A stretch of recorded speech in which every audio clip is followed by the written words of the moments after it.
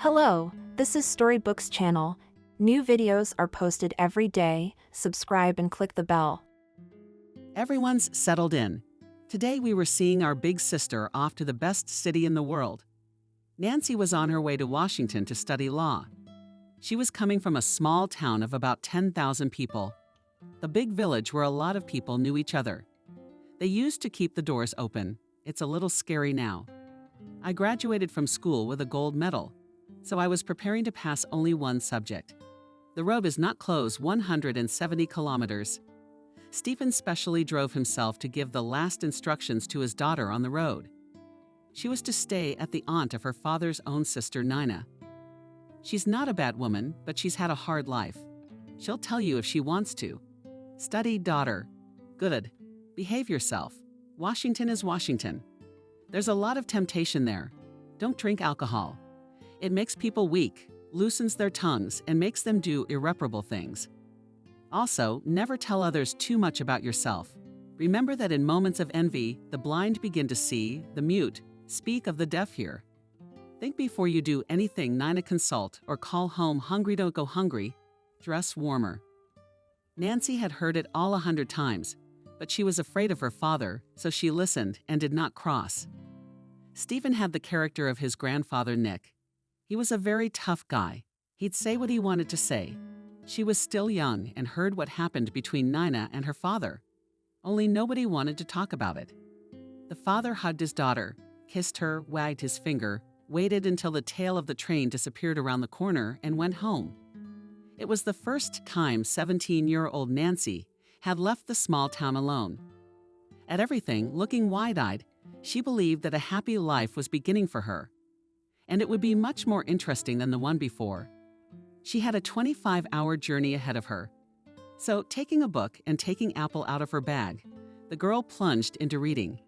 At short stops. According to her father, it wasn't safe for her to go out. It was possible to miss the train, so she watched all the huge movement of people from the top shelf. The money was kept in a secret place, and on pain of death, she could not take it out until she reached Nina. But how many people are there, thought Nancy? Auntie, give me some money for bread. A boy of about 9 with a grimy face and huge brown eyes looked at her. She came back, was for the money, but immediately remembered her father's precept. Then, taking out a small purse, where there was $30, she decided to give some of this money to the child. But not having time to open the purse, she lost his leg, snatched the money from his hands, and ran away in an unknown direction. Caught in a large, unfamiliar city, the girl felt lonely and lost. Around everything was alien people who did not say hello to each other, houses, streets, and even life, which made these people hurry and on the go, talking on the phone. She stood and cried until Aunt Nina came up to her. "Why are we crying?" Cheerfully, she asked. The boy snatched the money from her hands and ran away. "Took a lot." "No, just $30, but it's a pity." "Of course it's a pity. You can't open your mouth in Washington. This isn't the country where everybody knows everybody."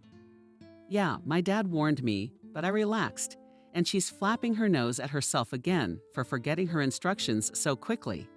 "All right, don't cry. Let's go home and rest, and the world will be more beautiful and kinder." The apartment that opened to her gaze was luxurious by the standards of the village. It resembled a page out of a designer's catalog. Good quality heavy furniture in the bedroom bed, covered from the overbearing coverlet, carved wadded nightstands with real ones. There were lamps on them, huge windows with beautiful curtains hanging on them. "Am I in a fairy tale?" Nancy asked excitedly. "What a fairy tale, my girl? Nothing has changed for a long time. Everything has gone out of fashion already. Why change such beauty? Are your aunts so cozy and clean? Daddy said you like cleanliness? Who doesn't? One rarely wants to sit in filth." Nancy noticed the table set, the decanter of wine and the plates. The tablecloth was snow white, touched it with her hand, made sure it was crimson. "Go take a shower out of the way, sit at the table, talk." Coming out of the shower, the girl took out of the bag gifts from home, pickled cucumbers and tomatoes, mushrooms, their everyday jam. Immediately home smelled, and covering her face with her palms, Nina cried. That evening at the table, two relatives sat for a long time. It was already far past midnight when they, wiping their tears and hugging each other, went to bed. Nancy could not sleep for a long time. She was impressed by her aunt's story, having finally learned what had happened many years ago. She was surprised and amazed at her grandfather's cruelty. Dreamed, and as her father had said, her tongue was untied and the family secret was revealed. Nina herself began to tell. Apparently, it had long been a huge burden on her soul. We were 4 children in the family, 2 boys, 2 girls. We were the youngest. Stephen was father's second, and the older brother was Alex. Father Nick, your grandfather, was very strict, even sometimes violent. Mom Kelly, your grandmother, was a very gentle and kind-hearted woman. Dad, of course, took her under his thumb. She was dutiful, obedient, an excellent hostess. No one could bake her best pies. When I finished the 8th grade, a new boy came to our school, so handsome. His father was a military man who played sports. They said they wouldn't be here long. I fell in love with him in 9th grade. My mind went crazy. I started getting C's. My father was called to school, but he didn't beat me up. He just warned me. Look, Nina, if you bring it underground, I'll kick you out. It'll be a pity. You're my daughter after all. Well, you remember to get rid of the shame. I nodded my head because I wasn't going to bring anything in Podol. I just wanted to love. We spent the whole 9th grade looking at each other. And in 10th grade, we started dating in September. Everyone was jealous of me. He was a really good-looking guy. They called him Sam. He invited me home for Christmas. That's where it happened. My father noticed the change in me right away. Only he couldn't imagine that his youngest could disobey him. And after winter vacation, the Sam family left. It was a tragedy. We said goodbye like I was seeing him off to the front. I said goodbye and hung on his neck, as usual, and promised to write and call. But I still haven't received a single letter. And in February, it became clear that I was pregnant. Blood from the rear in my veins, that I will tell the family. I decided that I'd finish school in time, and then we'd decide. I was very thin, my belly was not visible at all. I passed my exams, got my diploma. And after the graduation party, my father called me and, looking directly into my eyes, asked me if you were pregnant. When I answered yes, I even squeezed my eyes shut, but he just quietly told me, "Tonight, pack your clothes and winter clothes too. And tomorrow morning, I'll put you on the bus, even give you some money. I'm not interested in anything else. This is the life you chose for yourself, so you can survive." How I cried and apologized, but he was relentless. Stephen stood up for me, but my father had his tail between his legs. In the morning, he gave me money, put me on a bus. I saw my mom running, but he stopped her and dragged her back home. From that moment on, she began to wither in pain. I got a job at the factory. They gave me a dormitory, but my son was never born. I was in a hurry to catch a streetcar, and from my height, I fell on my stomach. I lost consciousness. How long was I lying there? I don't know, but when I woke up in the hospital, I realized that the baby was gone. When I came home, my mother was sitting in my room. She came to me secretly from my father and brought me some money and food. "You don't look well, daughter. I lost the baby. It's a shame." I could see that mom was speaking sincerely, so that father did not say, "I cannot not see you, so I will come as much as possible. And you call my grandmother again. She'll tell me everything." I could hardly hold back my tears. Mom looked bad, old, bent over. She hugged me with her warm arms. I felt so good in her arms. "What will you tell your father?" I asked then. "I don't know, I'll think of something." "He doesn't need to know the truth," my brave mother said. She came again 2 months later. She looked even worse than before. But when our eyes met, we threw ourselves into each other's arms. I just felt like a little loner. I wanted to be with her so badly. "Thank you for coming out to me again. I miss you so much. I miss you too, honey. And maybe Daddy will forgive me and let me come home now." Did Mom shake her head? No, he's not going to change his mind. The stubborn devil had a temper on everyone. Saying goodbye, I asked my mom, "Will you come again?" "Of course, sweetheart." "You bet I will." I kissed her on the cheek and she disappeared out the door. For a year, my mom came to see me, and it was the most joyful time of my life. Later, I found out that my father was giving her scandals, guessing that my mother was coming to see me. It's time, let her come home already. And she doesn't even have a child to take care of. What daughter are you talking about? He asked. Don't play dumb. I'm talking about our daughter. We don't have a daughter like that, and we never had one. Enough of this, arching his eyebrows at the corner of his father's face. The conversation ended, and the father's stony heart didn't even flinch. A month later, my neighbor came to visit me. Kelly is really bad. Try to repent. Maybe my father will let me see her. She said goodbye and left, and I hurried home the next day. I had all kinds of thoughts in my head. But I had to get inside and see my mom. What if she died? My father can't forbid me to see her. I didn't walk from the bus stop. I ran home, but I was in such a hurry. When I entered the house, I could feel my heart pounding. My mom was almost there. But my father saw me and didn't even raise an eyebrow or say anything. I came to dine at Mom's, I said in a trembling voice. The brothers were silent. She was crying. No one objected. Father, forgive me, Dad. I tried to smooth the edges. I don't have a daughter like you, and your mother is dying. You're the one who shortened her life with your slutty behavior. I want my mom. This is my home too, and you have no right to do this. She loves me. How can you love someone who's long gone? Go away. You should have thought of that when you were moving your legs in front of a man. And now your mother doesn't want you. You're a very abusive father. And if my mom finds out you kept me out, she won't forgive you. And I won't forgive you now. And I don't need your forgiveness. And he slammed the door. I felt like I was in some horrible dream.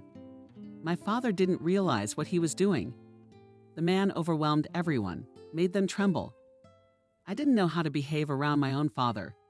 He had brothers, but none of them possessed even a fraction of the cruelty of character, and that certainty of rightness.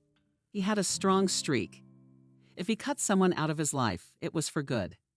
I didn't want to leave, so I went to my grandmother's to spend the night. And in the morning, my mom wouldn't. That's all I said. And then I told myself, and I was left an orphan. My father died a long time ago, and my mom just today. I watched the funeral from the side, but I was afraid to go near. I didn't want to cause a scandal at such a sad event. I went to my mom's grave after everyone had left. How long did I stand there?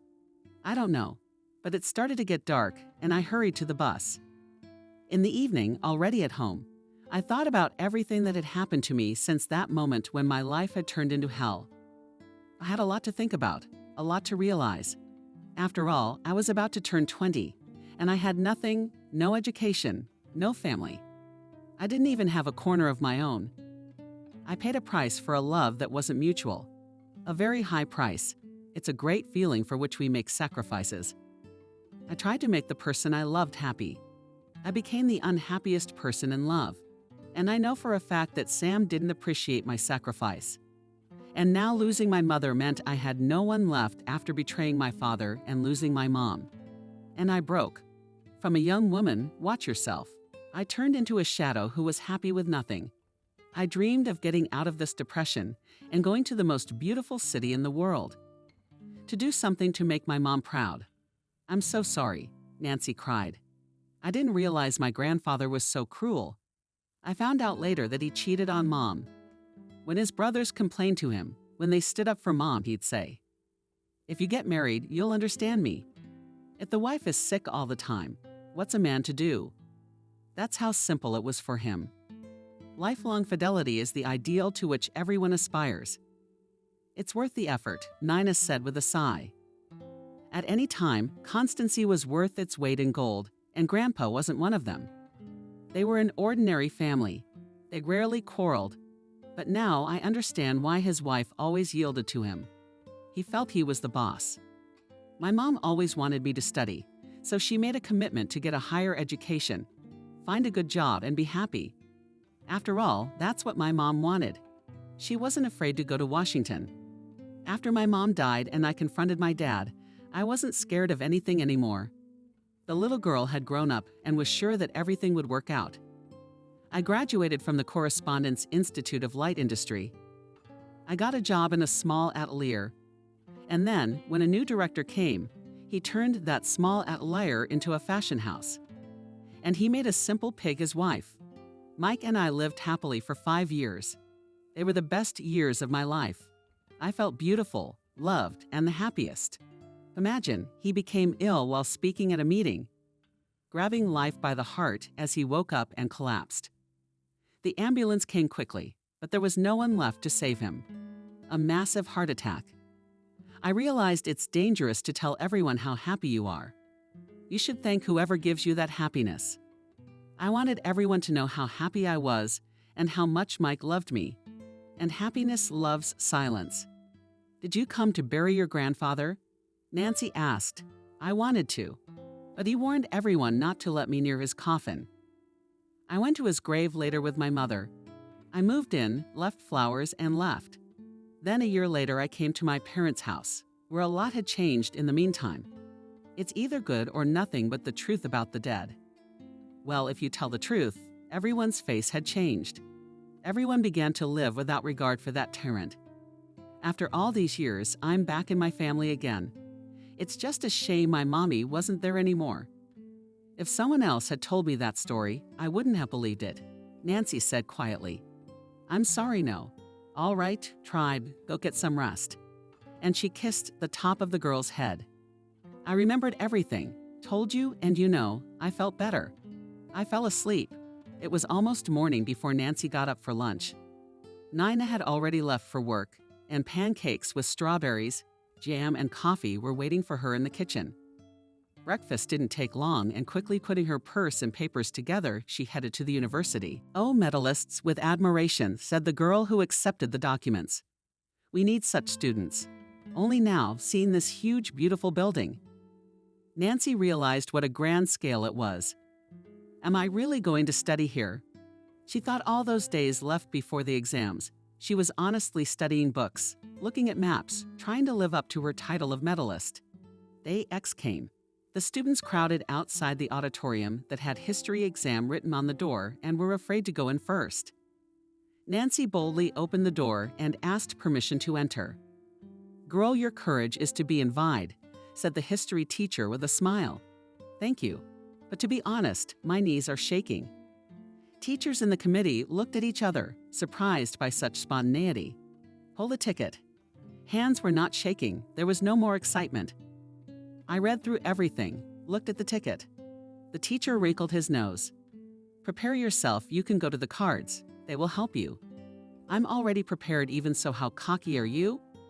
Well, it's just that I know this ticket. Well, we'll see. Nancy talked for a long time. There's so much extra material to learn. By the end of her story, the panel looked at her with great surprise. Well, you do know the ticket. Well done. Take your time. Now we will see how this medalist is 100%. There were 3 additional questions. Nancy coped with the first one quite well, but the second and third ones were a bit confusing. That's why, when they announced the grade, she heard that she got a B, although the committee had mixed opinions on this. But the chairman was supportive, and the grade of 4 became final. For Nancy, a B was as good as a D. It meant that she had failed to fulfill the status of a medalist and would have to pass all the subjects she was much worse prepared for, hoping for an A in history. The whole evening the girl cried, and no entreaties of her aunt could not affect her. Having passed all the exams and scored 16 points, she didn't pass the competition. What are you going to do? Aunt Nina asked regretfully. You're going home. No. I'll get a job and study if I don't get in next year. Then I'll go home and work at the school as a janitor. I bet they've never had a medalist mop the floors. That'd be a laugh. I'd take you to work for me. No, I can't sew, and I don't really like it. If only to scrub floors. Why are you picking on the floors? There's plenty of people who want to do it without you. I'll have to think about it. Why don't you take Monday off at Washington? Take a look around. I'll try to think of something. Nina's first thought was to get her a job with a secretary in some law firm. She'd gotten a little used to Washington, but she couldn't find anything for her. No one wanted yesterday's schoolgirls who didn't know the secretary of this business. The week was coming to an end, and Nancy felt she would have to go home. Nancy, I met an acquaintance of mine today. He and Mike were great friends. He had an accident a year ago. His wife died in a car accident, and his son was hurt too. But he seems to have had a lot of surgery, and he's walking. But his eyes, which have already had 2 surgeries, can't see yet. Anyway, he's looking for a caregiver for his son. He fired the woman a week ago. His son complained that she was yelling at him, and he thought she told on the boxes. I don't really like the idea, of course. Why not? Nancy wondered. It's a job like any other. I'm allowed to work there. What confuses me is that you have to live there. Said the auntie to live. Why? Because Liam works a lot too. She comes in late, and the guy needs constant care. And they have a big apartment. Nina smiled when she heard this question. He's got a huge house, a staff of servants. Will you only have to take care of Thomas? And when you have to give an answer? Liam will call tonight. Well, I don't want to live there either, Nancy sighed. Fine, agreed Nina. We'll find something else. And she hugged her niece. Liam, as promised, called around 10 p.m. What have you decided? No, Liam, she doesn't want to live with you. Find someone else brave enough. Nina, let's make a deal. Have her come tomorrow and start work. I'll have my chauffeur drive her home and bring her back in the morning. It's not very convenient for me, of course, but it will give me time to find someone else. All right, I'll come with her, Nina agreed. She doesn't know Washington well, and she'll feel more comfortable with me. That's fine. I'll see you tomorrow at 9:00. Now all she could think about was tomorrow. She lay there, hypnotizing the clock. The hands crept so slowly that she sometimes thought they were standing still. But at exactly 7:00 a.m. she was awakened. Nina, get up. They're waiting for us. We should have more breakfast. They arrived at the 2 Omsks 15 minutes early. When they saw the huge 3-story house, Nancy was amazed. She had seen such houses on TV with oligarchs. She was surprised by the beautifully trimmed trees in the form of spheres, flowers in fancy flower beds. Everything spoke of skillful hands and the love that went into everything she saw. The huge grand staircase led to the 2nd floor, but she and Nina stopped at the 1st and waited for the owner. What's he like? Nancy thought. Serious, fat, maybe even bald. I mean, he's the same age as my father. A tall, tanned, athletic-looking man in jeans came running down the stairs. His short, stylish haircut made him look young.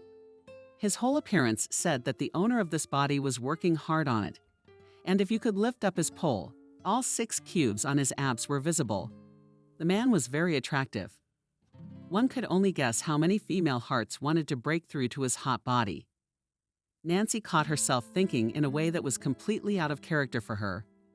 But the closer Liam got, the faster the blood rushed through her body. Hello, Nina. And who is this beautiful creature? The girl looked amazingly alive, real. She had not yet realized what kind of impression she could make on men. That was the secret of her attractiveness. No one had ever thought her stupid.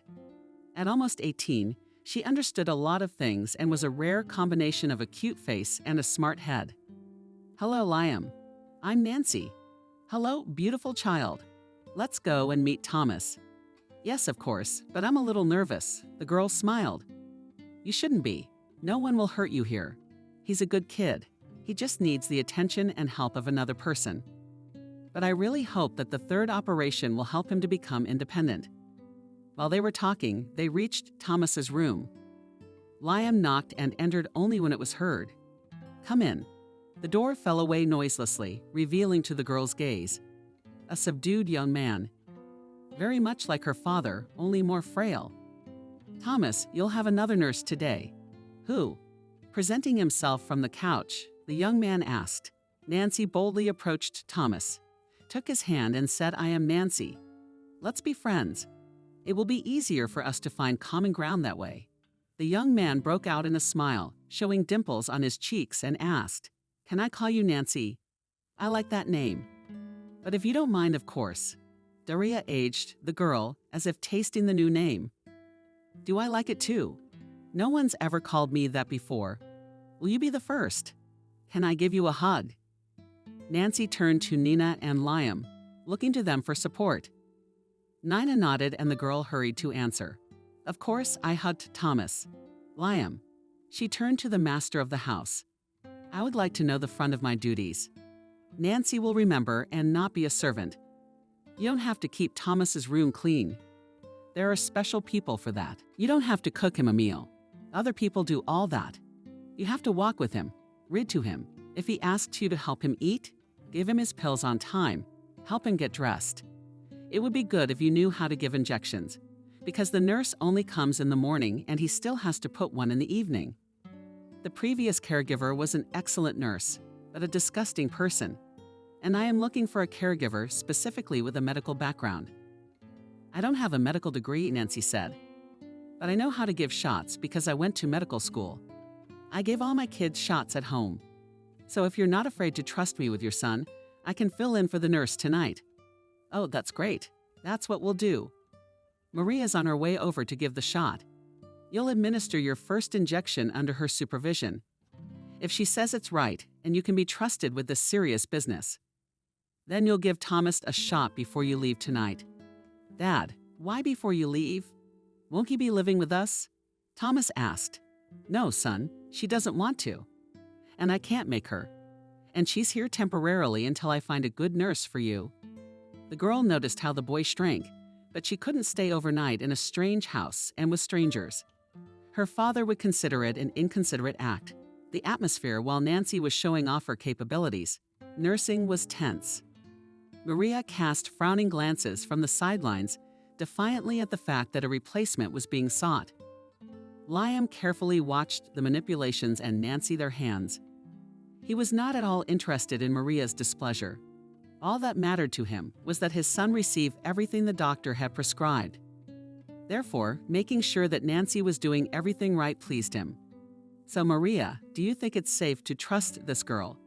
Well, I don't know, Liam. I wouldn't take any chances if I were you, the nurse said with a smirk. She did the right thing, the man clarified. Well, sort of. If you had sent cars for me, I could have come to the subject a second time.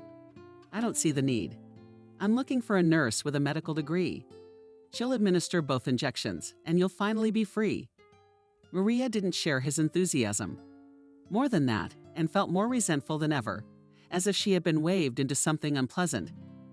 Nancy looked at her and had to admit that the girl's pretty little stature and black hair and cotton, blue eyes under a fan of lashes, made her very touching to look at.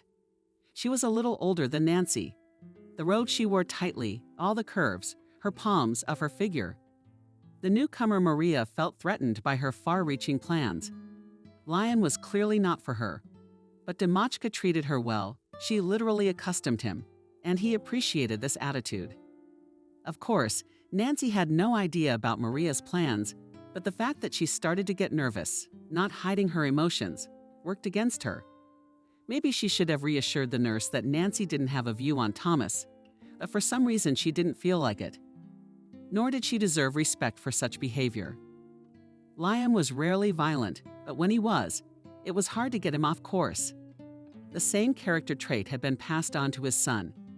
So he asked Maria to come again until he found a new nurse.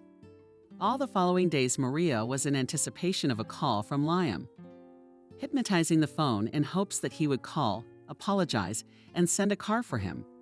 Sometimes there was a great desire to go to her father and tell him how she felt about Thomas and how she really felt about him, that she had fallen in love with him a long time ago, but the fear that she might lose everything and a little bit of pride left. So after saying goodbye, she proudly left the room, cursing this Nancy redneck who had messed up all her plans. For some reason, she thought it would be easy to hide Junior. Maria knew her worth. Not everyone had access to such a beautiful body. And here, you have to give her credit, beauty was picky, although she saw the reaction of men to her person. Almost every one of them considered for happiness to get permission, make a gift, or take her to a restaurant. Maria never stooped to going door to door to get a shot in the ass. But when she learned that Thomas's father was young, rich, and a widower, she immediately agreed, fearing that someone would be more legitimate and snatch such a tidbit. For almost a year, she had been grooming Thomas, but he had not responded to her at all. Then about a month ago, he asked her to stay after her injection. At first, they chatted for a long time, laughing. She sat down on his couch, took his hand, and he reached out to kiss her. A real, grown-up kiss. At first a little shy, but then he dared, pressed against her, literally deprived her of air. She wished this kiss would never end. She wished she could stay with him here, and now let him have more. But Thomas stopped and apologized at length for his intemperance. Maria, as a medical worker, understood a guy 20 and no outlet for young energy, so she calmed him down. Well, something not apologizing. Oh, first of all, I understand. And second of all, I liked it. You're a great kisser. It's great. It took a lot of work for her to play it cool. But she still had the idea to finish what she'd started. Seeing Nancy, a young and pretty girl, made her nervous, but then she thought the girl was no competition for her. It was just that jealousy of Thomas had finally clouded her mind and turned her into a wallflower. This is nonsense. She said to herself, where I am beautiful, sexy, experienced, and where this redneck, though cute, but still quite snotty. After calming down a bit, finished everything Liam had asked her to do. Nina and Liam left for work, leaving Nancy with her ward. Let me show you around the house so you know what's where. They held hands and went down to the first floor. I have lived in this house since I was 5 years old, Thomas said.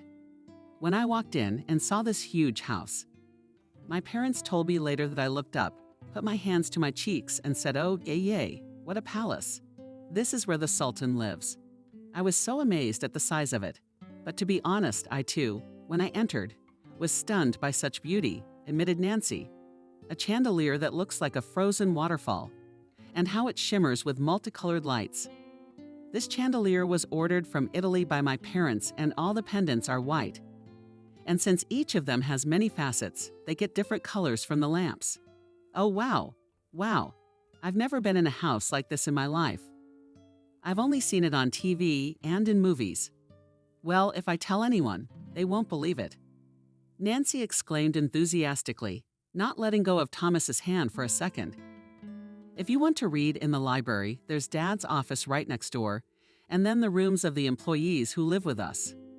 Thomas led her around the house.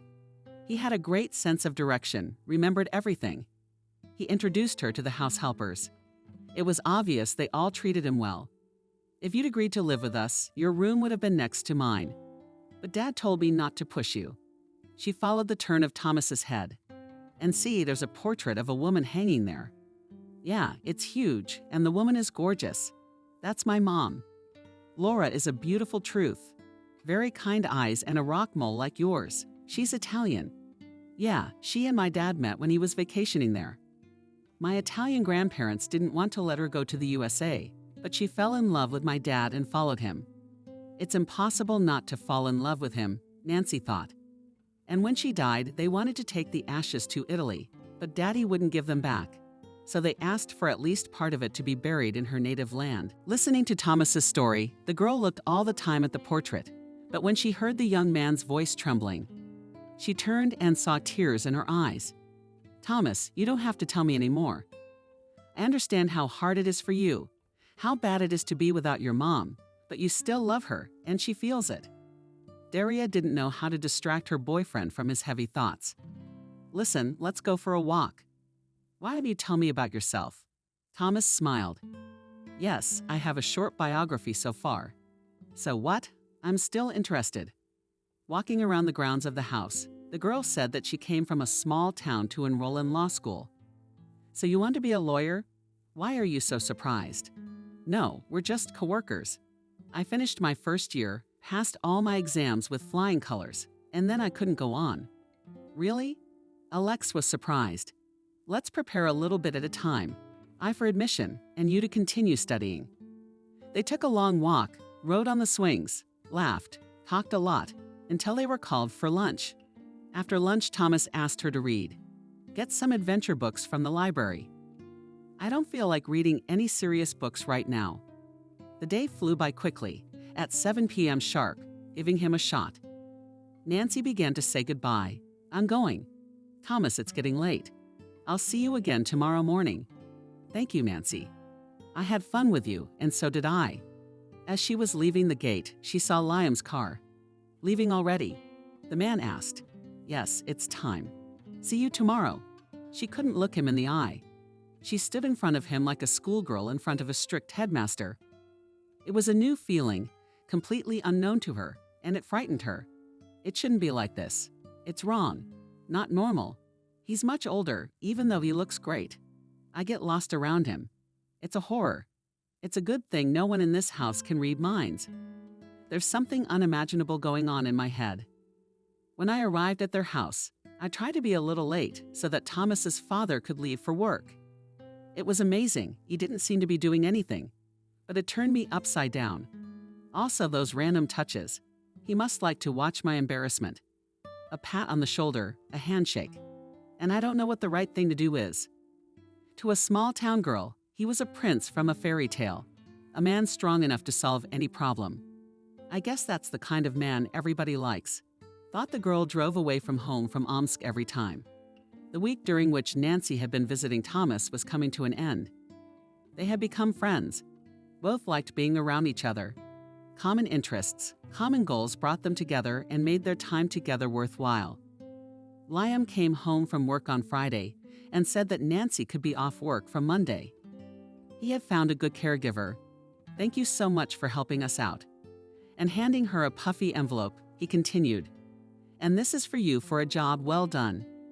The girl's face changed, her gaze faded, and not paying attention to the envelope, she said regretfully, "So you don't need my services anymore."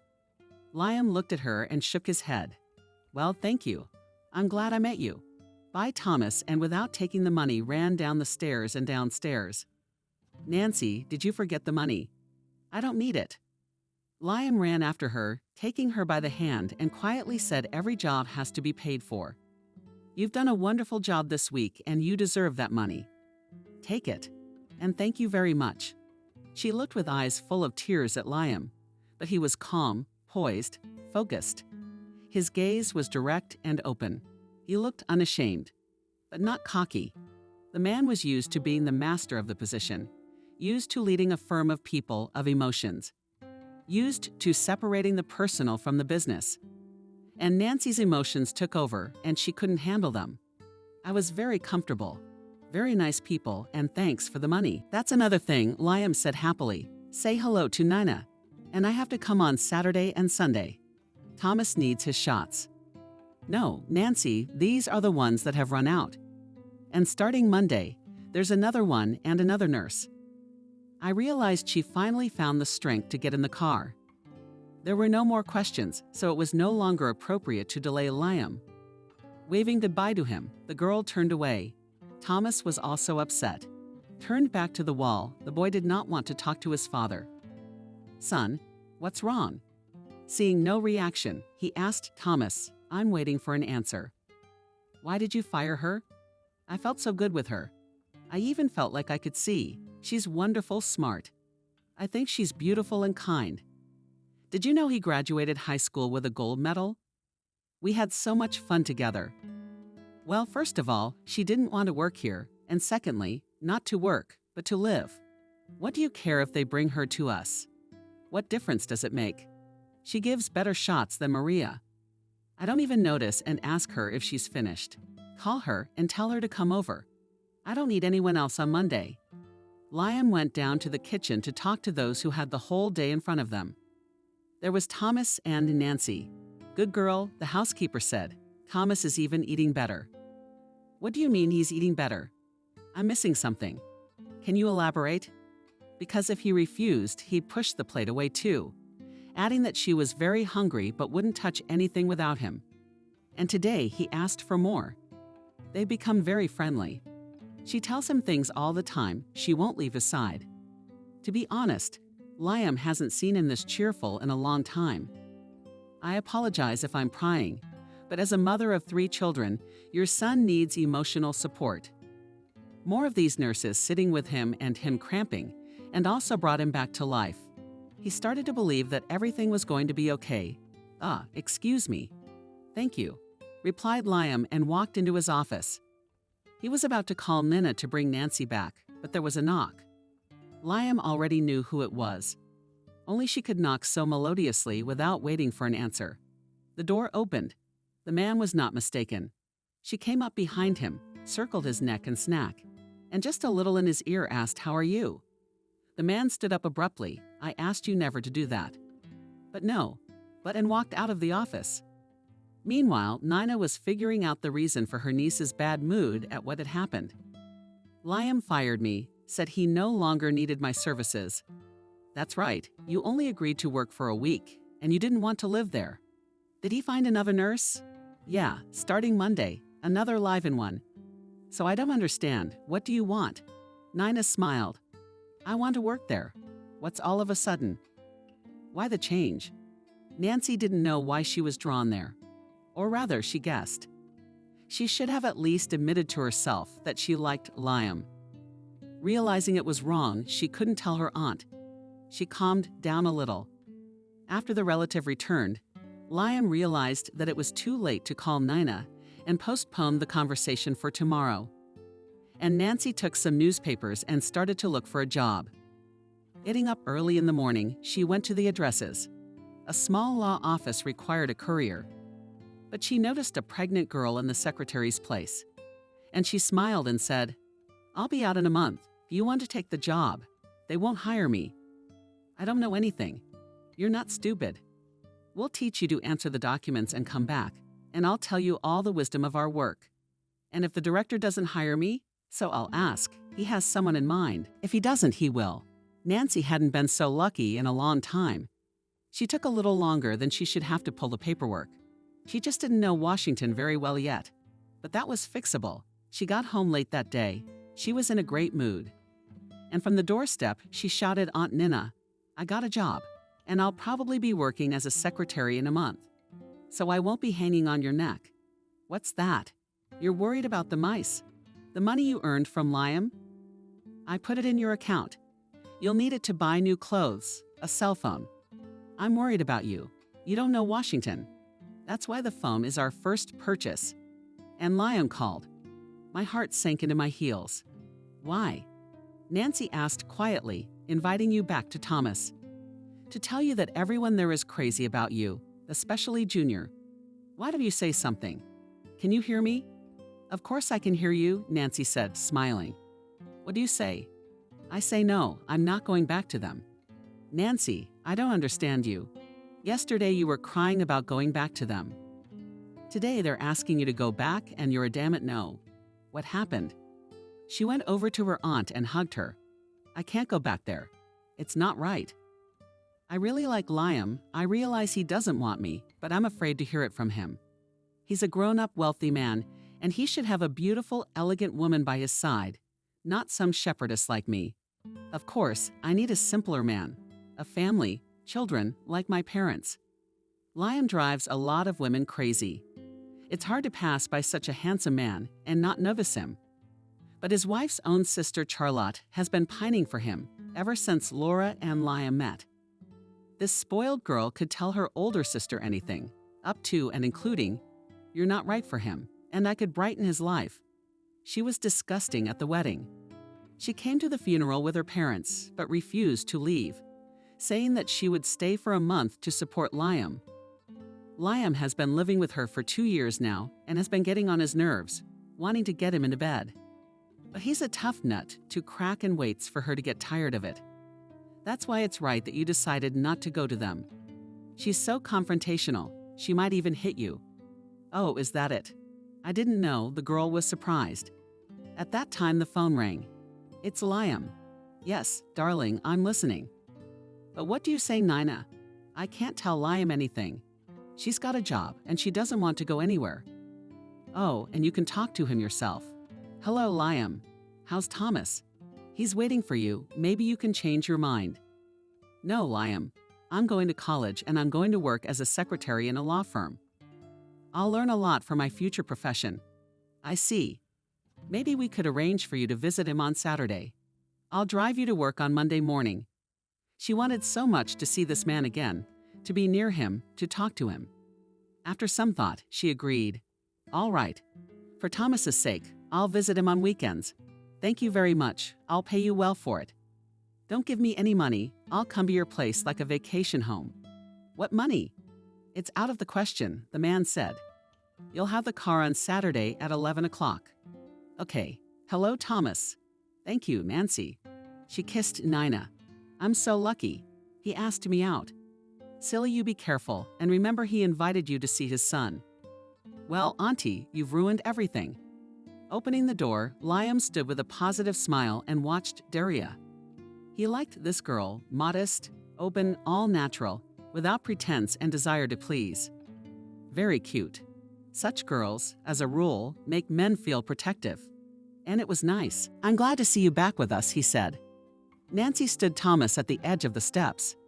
Careful, you're on the very edge, and she rushed to the young man. He put his arms around her, and Nancy shared the color. She felt good and easy with this guy. It was as if they had known each other for years. Come on, don't have much to tell you.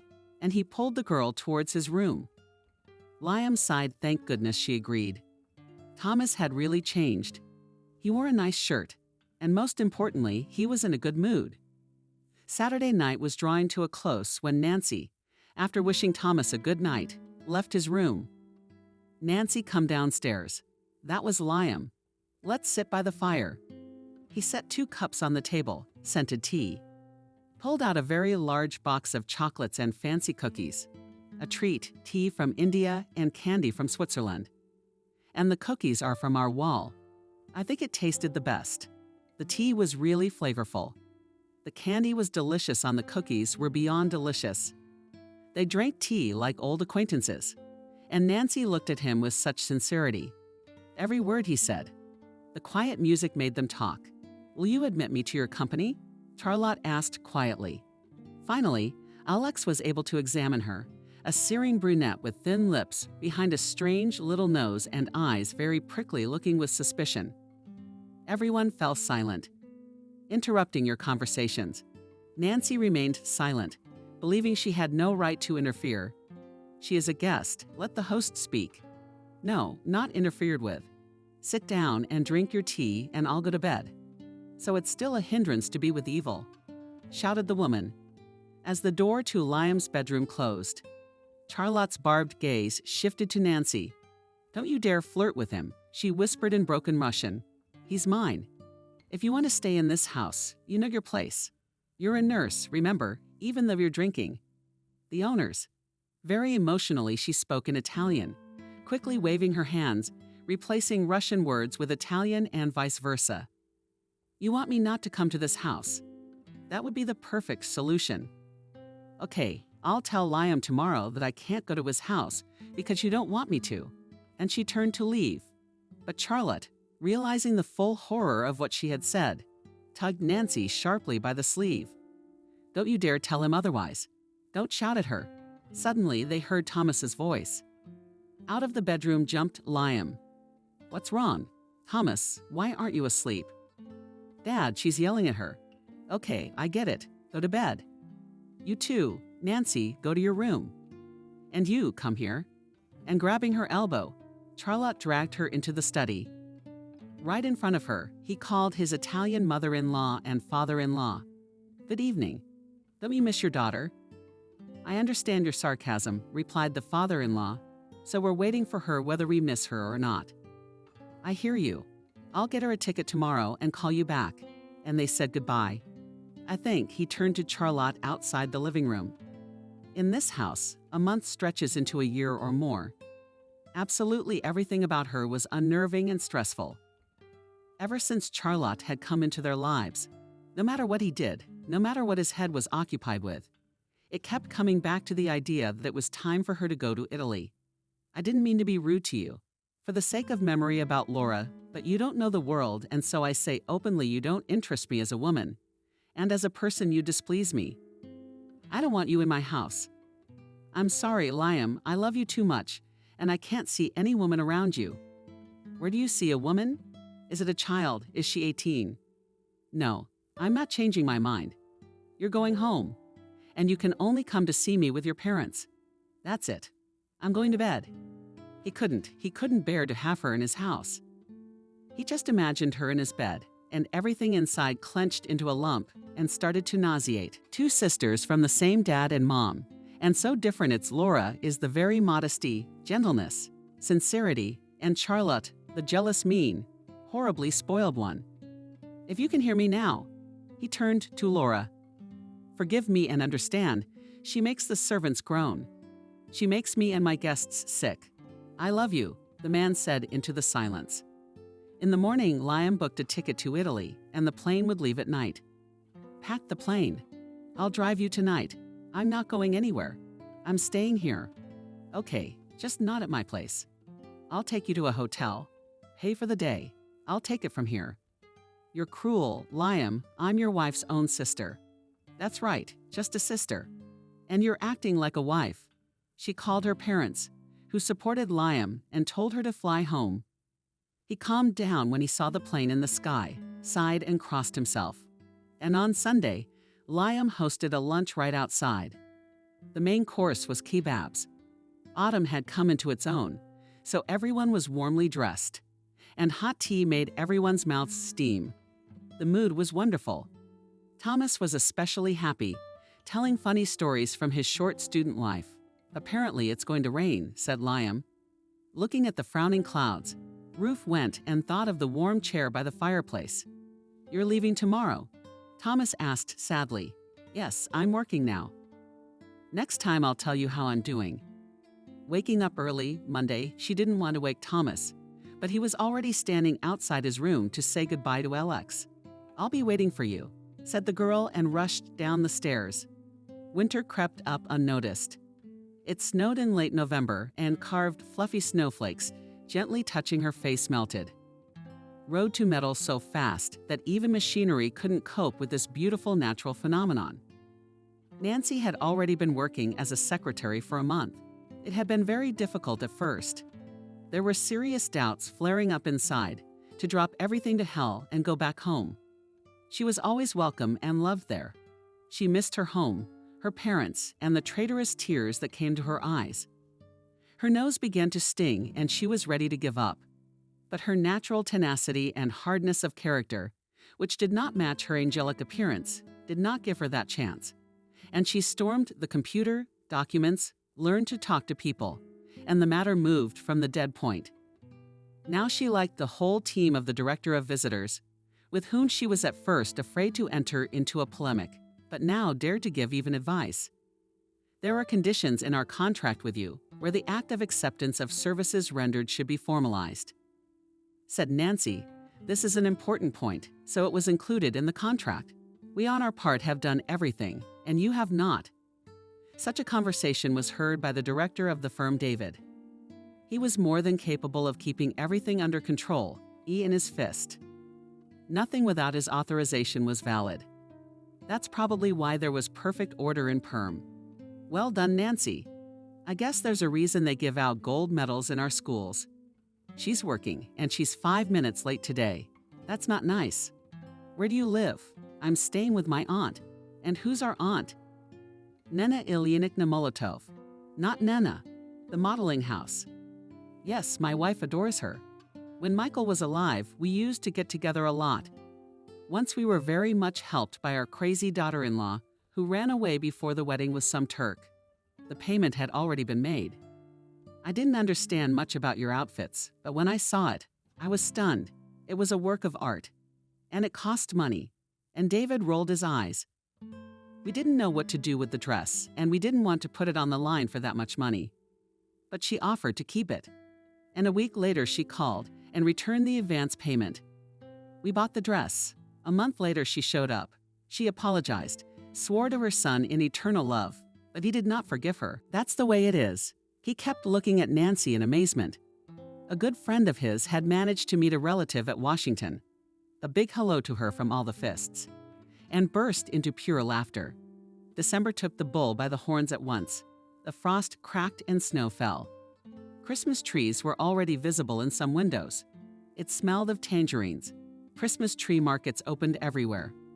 Washington New Year's Eve was transformed and sparkled with colorful lights. Nancy was going to spend Christmas in Washington, and on New Year's vacation, she was going to go home to see her parents, her sister, and bring presents to everyone. They were standing with Nana near the Christmas tree, which they were dressing up with old toys. Nancy remembered them from when she was very young. Called, Liam invited us to visit on December 25 to celebrate Christmas with them. Since there is a desire to go, unless I don't want to go with you alone. It's a family holiday. I'll be warmer with you. But I need to buy a new dress. We'll buy one if we have to. And she kissed her niece. In Italy at this time, the passions were running high.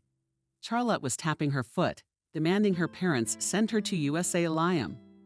Don't you see, he loves me. It's just an unusual situation.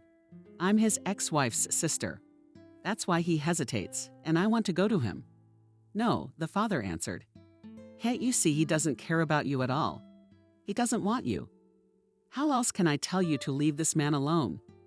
He's had almost 20 years to think about whether he wants you or not. Don't have any illusions, but get on with your life. I hate you, Charlotte whispered. I'm sure you do. You're crazy with idleness. You could work at your uncle's store. I don't want to work, and you should.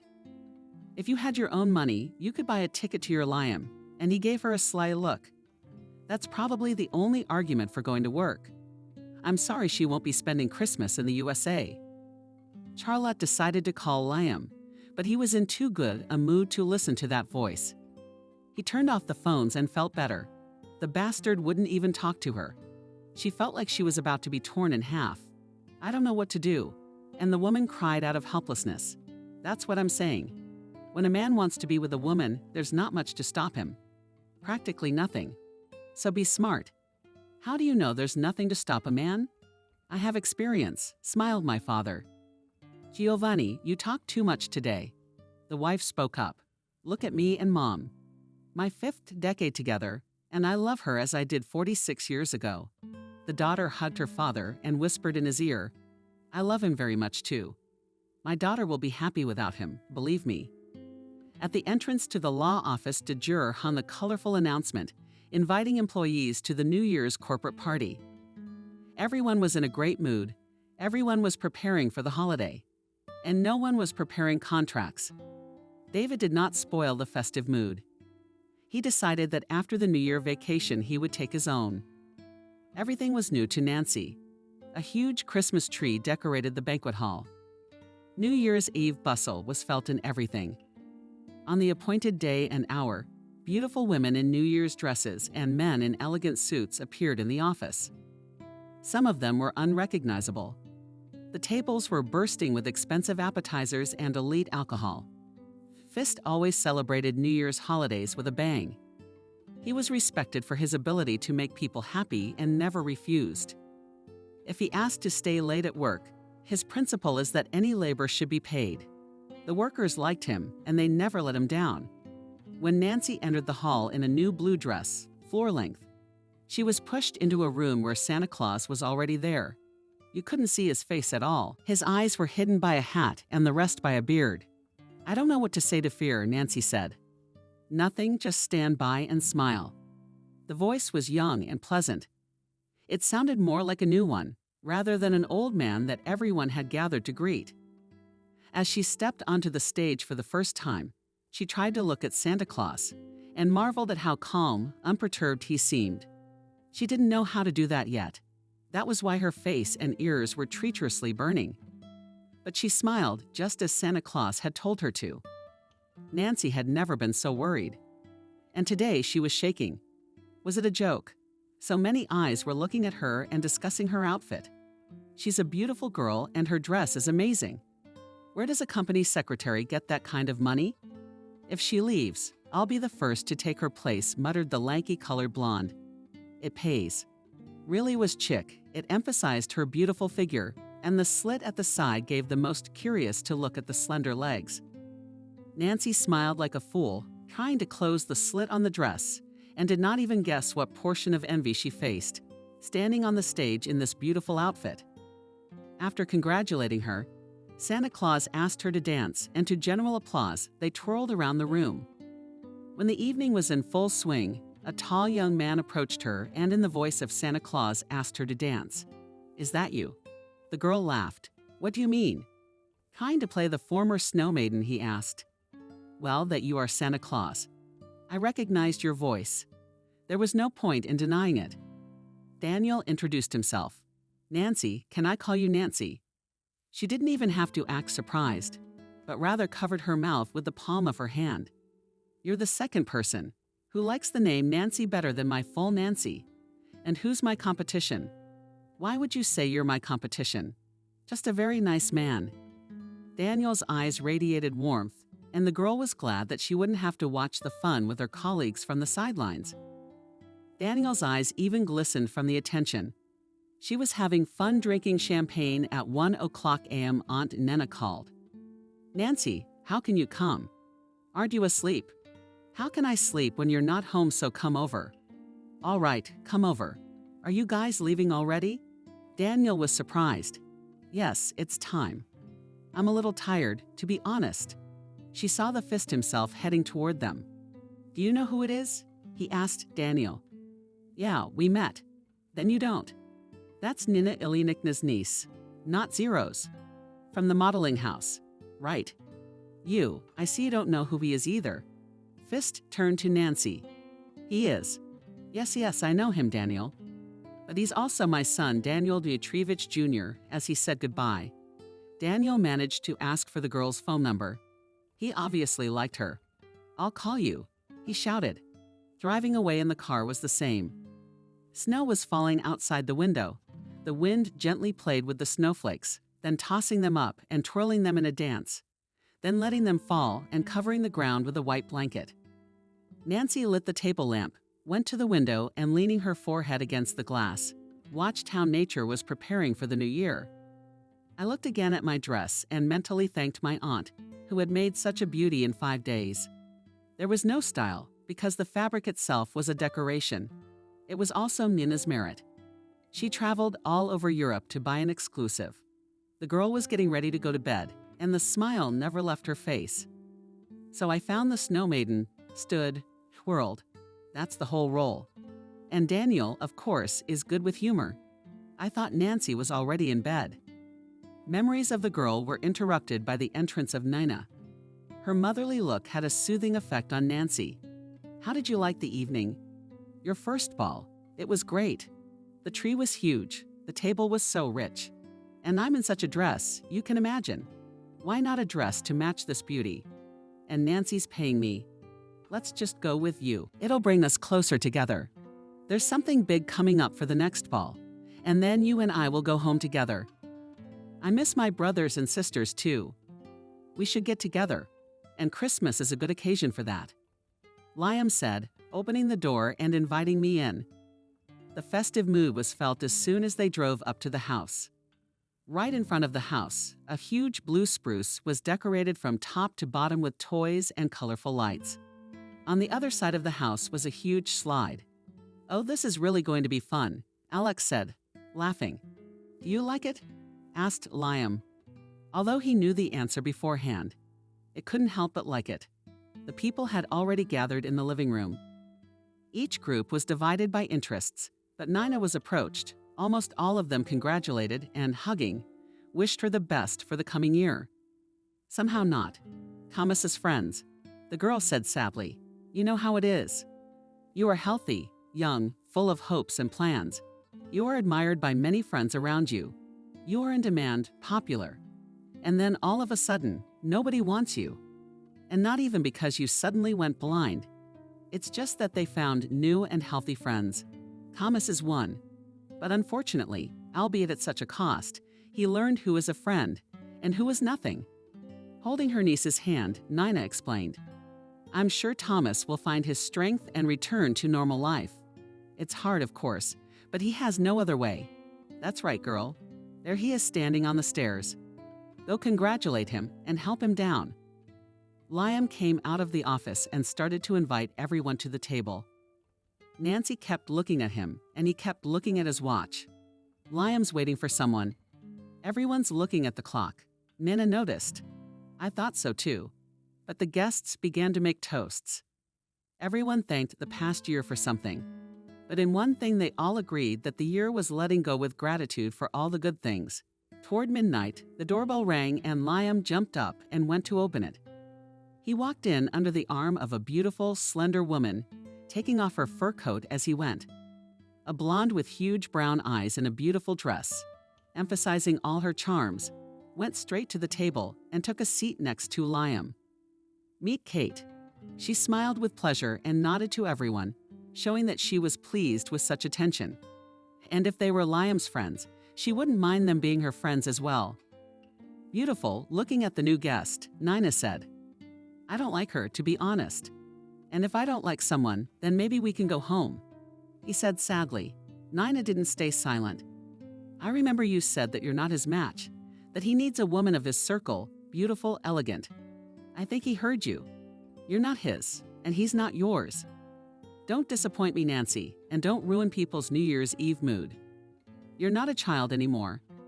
"I'm sorry, I realize I'm a fool." Daria lowered her eyes. "I agree with you there." 5 minutes before New Year's Eve, Liam asked everyone to take a glass of champagne and go outside.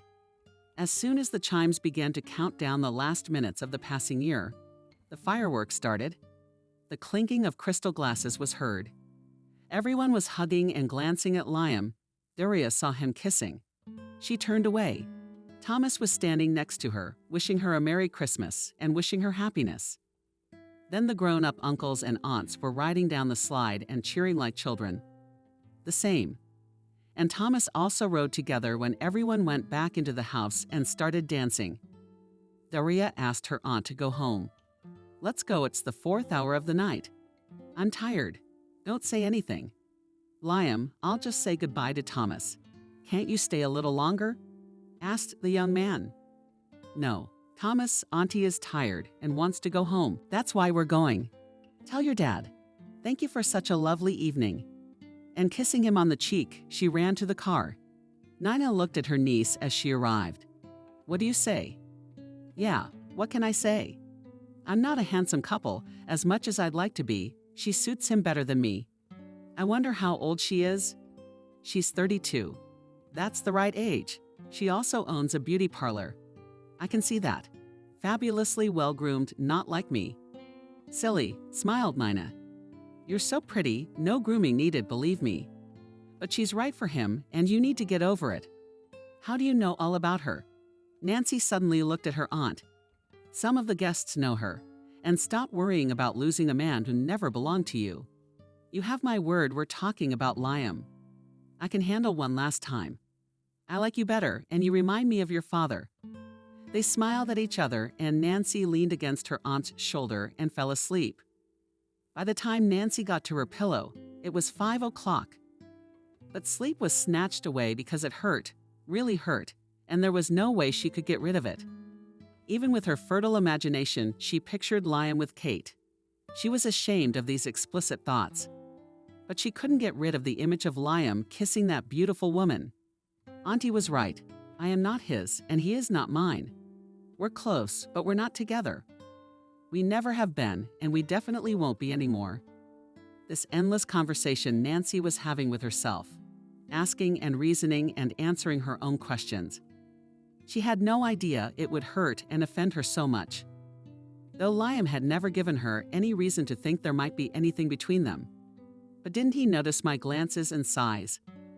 He's an experienced man who knows how a woman behaves when a man likes her. Nancy asked someone in her mind. But she had to answer her own questions. How a woman behaves, of course he knows. But a 17-year-old girl probably doesn't.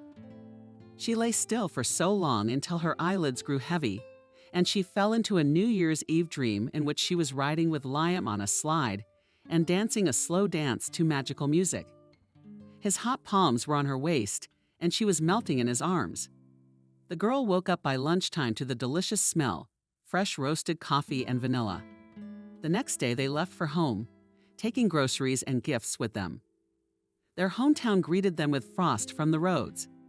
There was still a fence stretching to the left, only now it was not green, but brown. But the inscriptions on it were still the same decent caricatures. Then teenage mate, hearts, drawings. It was all a sign of her former life, which had become quite alien to her. The car drove along the fence. Nancy no longer looked at it. It was as if there was no life here. Nothing had changed in the time she'd been gone. only Daddy had gotten older. When she saw him in front of the car, she jumped out and threw herself on her father's neck. Her cozy little world had now narrowed for her to the size of her parents' house and their embrace. The house was warm and cozy. Music from the 70s played quietly. The Christmas tree stood in its original place. The little sisters were quiet, afraid to approach their big sister. Everything changed when Nancy started giving presents. They took out the groceries. The parents sat on the couch watching the gift-giving commotion. Mom wiped away front tears, and Dad squinted slyly and called for order. By lunchtime, all the relatives had pulled up, and Nancy immediately felt at home and realized how much she missed everyone. Nancy's last night at her parents' house was unsettling. She realized that she would not be able to see the people dear to her heart for a long time to come. They had lived together for 17 years, shared their joys and sorrows, and now she had to get used to living apart from them. Aunt Nina, of course, questioned her loneliness and was that little bridge connecting her to her ancestral home. If you don't get into Washington this year, you have nothing more to do. Come home and go to technical school and help your mother. I'll get in. Dad, I'll definitely get in. Don't even doubt it. It's hard to give up everything you've ever dreamed of. I want to get everything I'm entitled to. It's not for nothing that I got this gold medal. Don't worry, Stepan, Nina stood up for her niece. Such a daughter should be proud. Not a day of idleness treated money, earned money helped me.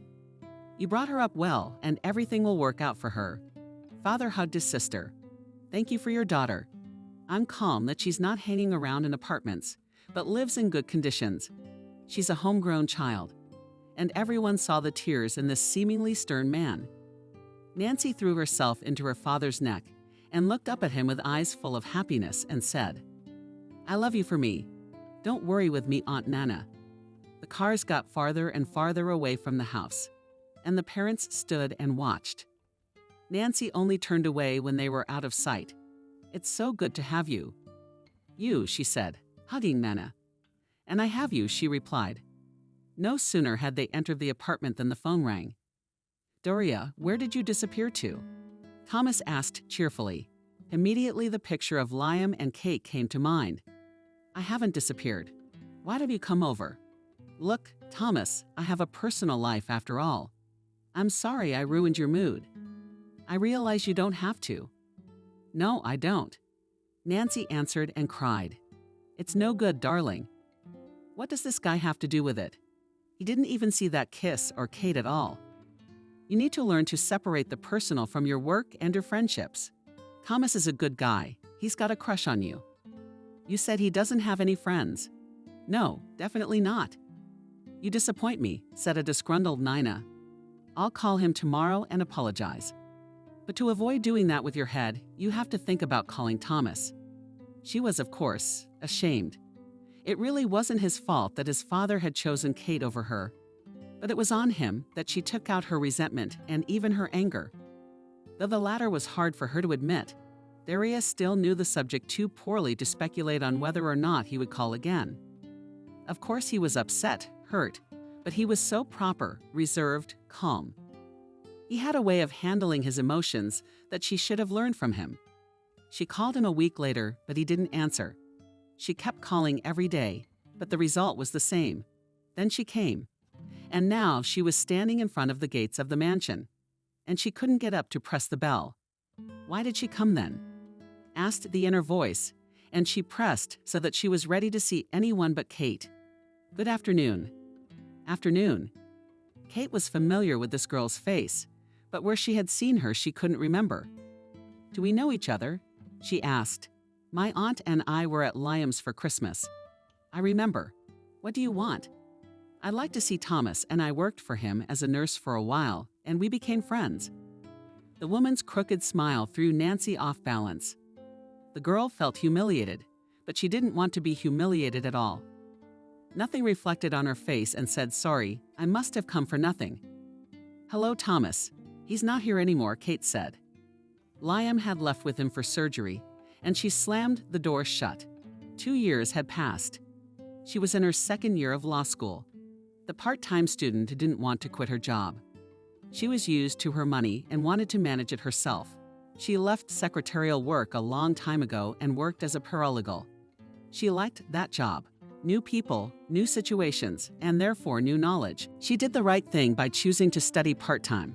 For 2 years they dated Daniel, but she never lost touch with Thomas. She knew that the operation had been successful, but his eyesight had not yet fully returned. He wore glasses that were very stitched up. Thomas had matured, gotten better, and looked much more confident than before. He could well be called a handsome young man. Daniel wooed persistently. Calling Nancy gave in. After a year of dating, he proposed living together. "Move in with me. I have a nice one-bedroom apartment in the center. I don't get to see you that much. Is that a marriage proposal?" It seemed to her that after these words he fidgeted and answered quickly, "Not yet. We need to see if we're right for each other." "I don't think we are," said Nancy.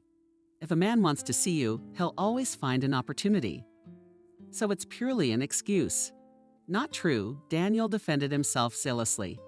"Don't yell without raising your voice at me. I think if you don't want to marry me, put a ring on this finger. It shows you're interested. So you don't really care that much. Oh, you're so smart. It's been hard on you, huh? I'm not holding anyone back. You're a big hit with the ladies, so it'll be easy to replace me." And she opened the front door and ran to her apartment. All evening, Alex replayed the conversation with the young man. "We're so different. I thought she was always dragging him at hang out. I'm not thrilled about it.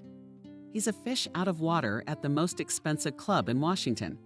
It's torture for me. Too loud, too many people, too crowded, too drunk. Clubs will never be on my bucket list." She really didn't care for them. There were none in the village, and Washington had plenty to see without a club. As soon as they entered a club, the girls would immediately trickle in, fixing their hair and looking devotedly into his eyes. There was such energy coming from him, such a discharge of testosterone, that it acted like a magnet. His popularity, it alarmed and frightened her. She lay on her aunt's shoulder and shared her fears with her. "You're thinking right, girl, but you should consider one more important detail. If he does convince you, and you start living together in an unofficial marriage, you must be ready to accept all his shortcomings. Otherwise, you're in for a disappointment. You're a lawyer. You understand what some people call common law marriage. It's cohabitation. And he will forever consider himself free in this cohabitation. And you won't have any rights. I can't forbid you, but I can warn you. It's up to you, my dear. But I wouldn't be in a hurry. Remember my story and let it be a good lesson to you. I understand, Auntie, you're right. Do you love him? I like him, but he's a native Muscovite, and I'm still a girl from the country. That's what keeps us apart." Daria really underestimated herself. She had long ago acquired a gloss. She dressed well, studied well, was successful.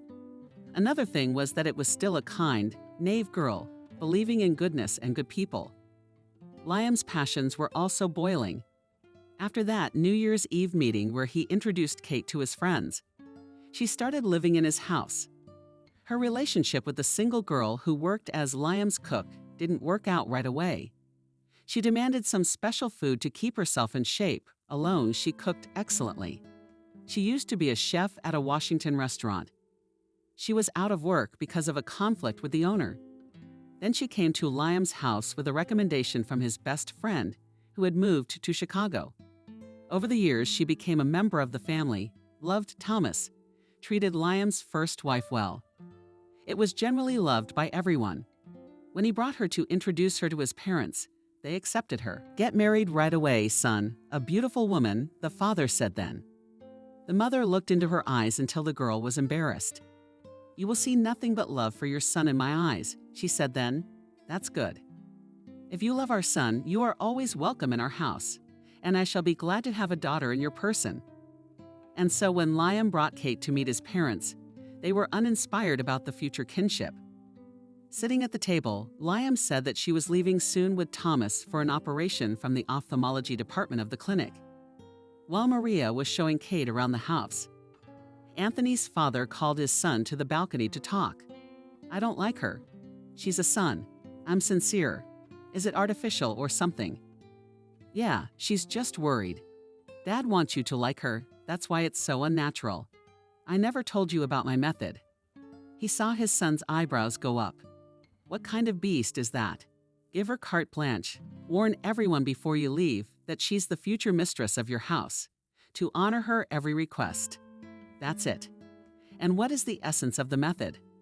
When a man is confident in his position and gets a lot of power, he allows himself a lot. And it's how much you learn when you get back that you are so surprised. This method has helped 2 friends of mine. Got rid of the same bitches. God forbid. And who's that? Well, you know, our neighbor. And the other one's his friend. Learned a lot about their future wives. Do as I ask you. Lion reluctantly nodded, promised to think about it.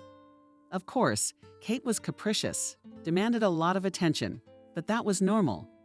A woman in the house is not a piece of furniture, a living person. But after thinking about it, he did as his father asked, gathering all his employees. Before he left, he said, "We're going with Thomas to Germany. I'll be gone for a month or more. Kate will be left in charge of the landlady as my future wife." Everyone noticed how the women's shoulders squared and their eyes rolled. To obey her and fulfill all her requests. Understandably, no one said anything back. And as soon as the door slammed behind the master, everyone went to work. It was quiet for 3 days, and then the fighting with the loner began. I can't eat what you cook. How many times have I asked for less butter? I didn't put any this time." She made excuses. "Talk to me again and you'll be out of here cooking for the workers in the cafeteria. You tell me what to cook. I'll try to make it for you." She'll try. "For the kind of money you make, you should cook like God." No one ever complained. Through tears, a loner spoke. Then there was a little lull. "What are you doing driving rags across the parquet?" "You idiot, you're ruining it." "No, it's a special cloth with a fine issue. And I have a special compound for cleaning parquet. It's not the first year I've worked here, so I know." Everyone knew that it was useless to open your mouth to object to the future mistress. She didn't like that and tried to be obeyed without question. "I've let you all go, Liam." "Oh, I've let you all go by sacking you." The month turned out to be a year when Liam arrived. He had a letter of resignation on his desk in his office. "One, I won't be working for you anymore, Liam." "Why? What happened?" "I found another place that will pay me more." "That's good. How much were you promised?" "The new place will pay me more." "No, I've made up my mind." When Liam didn't see his wife's portrait, he almost got tetanus. That's how she screamed. "How? Where are you what, Liam?" "I mean the portrait." So yesterday, Kate ordered it taken down and taken to the basement. "Why?" "How do we know?" "You told me to follow her orders." "Maybe I shouldn't have turned off the video cameras." "I did," said the gardener. "As you were able. I was helping the guys when they were setting it up. I didn't turn it on right away, but after Kate hit the housekeeper Katya." He put the portrait back up and apologized to his wife. Then he turned on the horror movie. That's what Nikolay the gardener called it. He watched and could not believe his eyes. No, it can't be. That's not his Kate. What is she doing? What's wrong with the portrait of his wife? When she came back from work and saw Liam, who she was expecting only in 3 days, she was frightened for some reason. "Caustic, you're home so early." Everything went fine. From the side. She saw that the portrait of his dead wife was hanging in the same place again. Good for you for hanging it up. Your employees do whatever they want. I want to show you an interesting movie. Kostya, what kind of movie? Something interesting. But I don't know. First watch it and call me Kitty. I already asked you to do that. After watching it, she got up quietly. I should probably go pack my things. Good decision. When she left, Liam didn't see her. She called him a few more times, but he didn't pick up, and then he blacklisted her. That was how the method worked. He only now realized how different he and she were.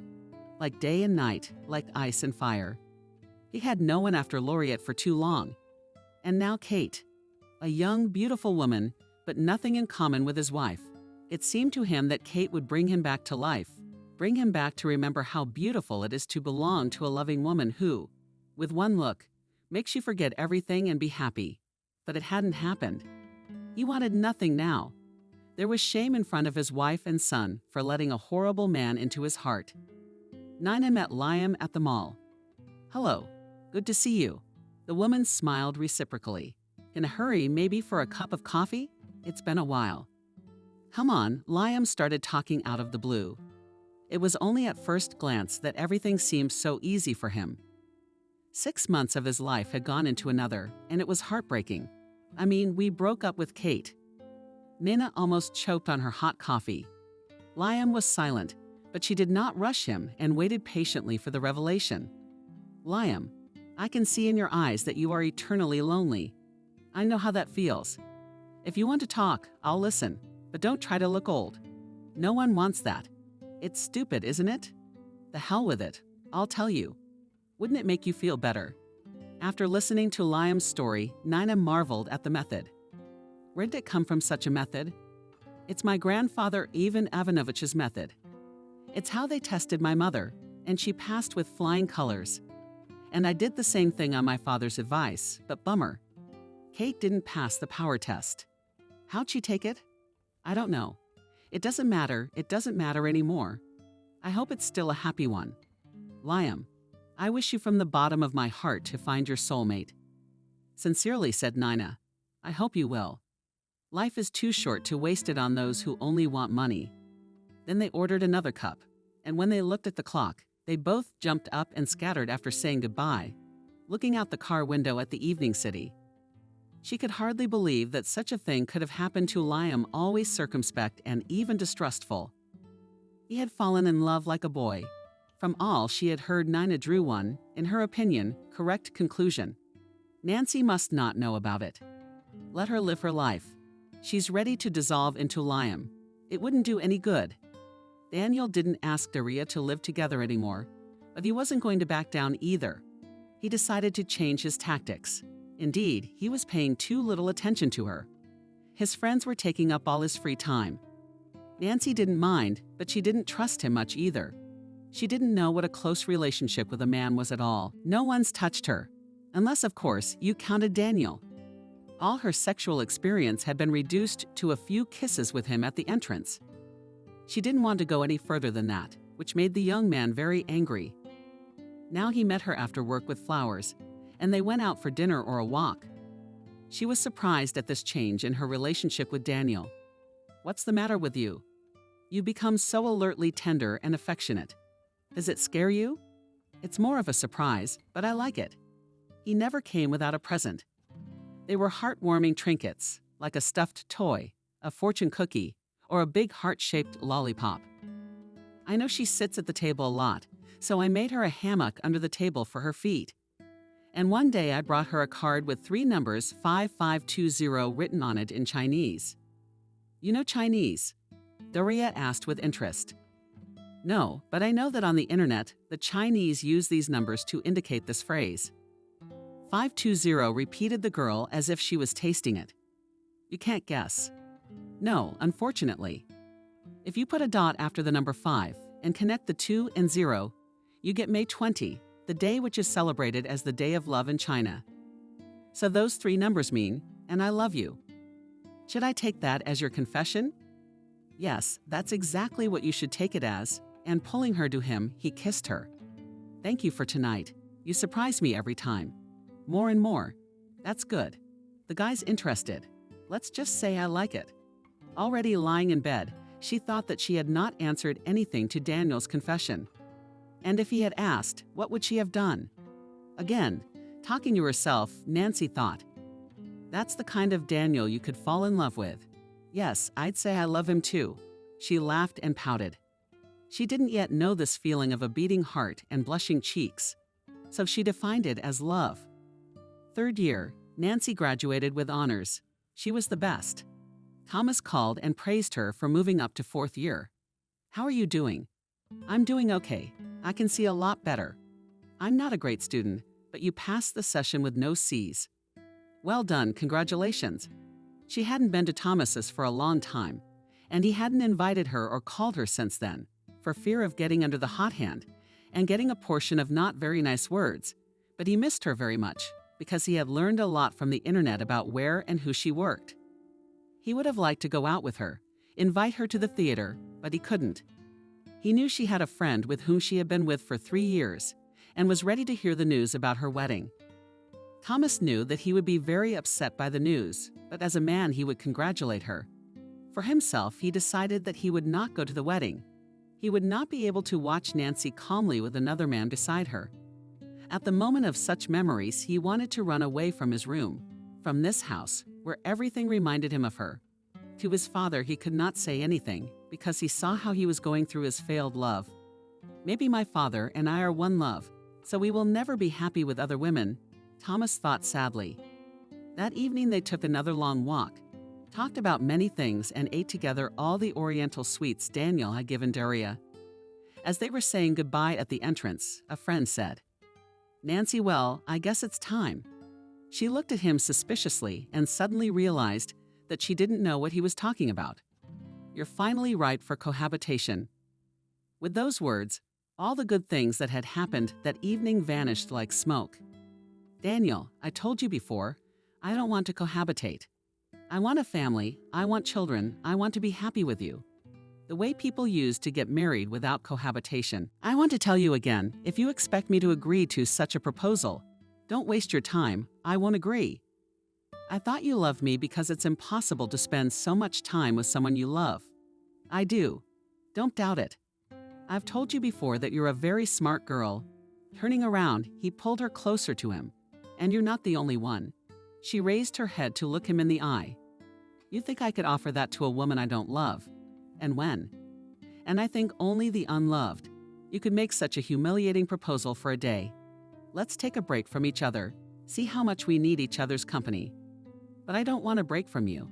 And he stood with his back to the front door so he wouldn't even leave. "I'm the one who should be offended that you so easily suggest not seeing each other. So you don't care about me and you can do without me." And he pushed himself away from the door and walked away. "Daniel, wait," shouted Nancy. "I like you very much. I even love you. But don't offer me any more cohabitation. It sounds disgusting to me, cohabitation." She made a grimace and laughed. "Okay, you're on board with that." And he pulled out a ring box. "Marry me." "Daniel, right off the bat. Right off the bat. Soon it'll be 3 years since we've been walking around Washington. I don't even know if there are any places we haven't been." She put her arms around him and held him tight. "So you love me?" "You bet I do. I love you very much. You're so special. Only an idiot wouldn't love you. And I don't consider myself an idiot. But I don't know your family. And this is from mine. It's important to me. I must seem old-fashioned. But no offense, I was raised that way. Half my family. You know, the main fist, David, the second fist, Daniel Dmitrievich, yours truly, and 2 more fists in the person of my mom, Miranda, and the younger fist of my brother James you'll find out next Sunday." "All right. Aha. And next weekend we'll go to my parents' house. They're simple people, hardworking and honest, not afraid. But you're not going to leave me to them," Nancy said. They stood in the driveway for a long time. There was much to talk about. But Auntie called home.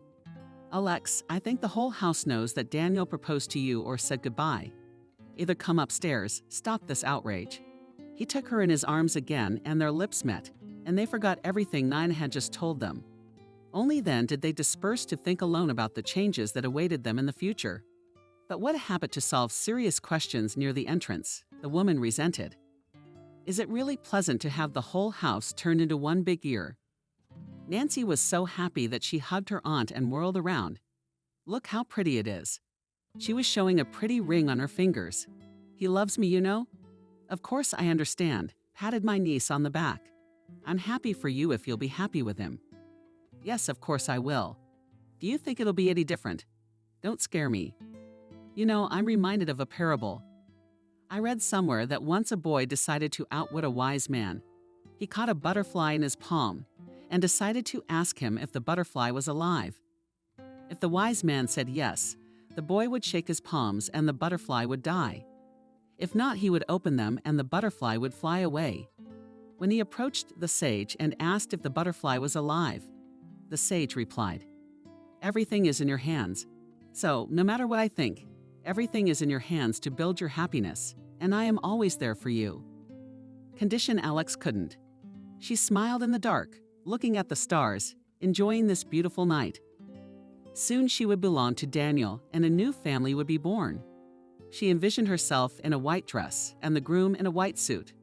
It would be the most beautiful wedding ever. The last thing on Nancy's mind, before falling into slumber to meet Daniel's family, Doria was preparing like a sortie behind enemy lines, thought about his outfit, consulted with him about a gift for the future mother-in-law.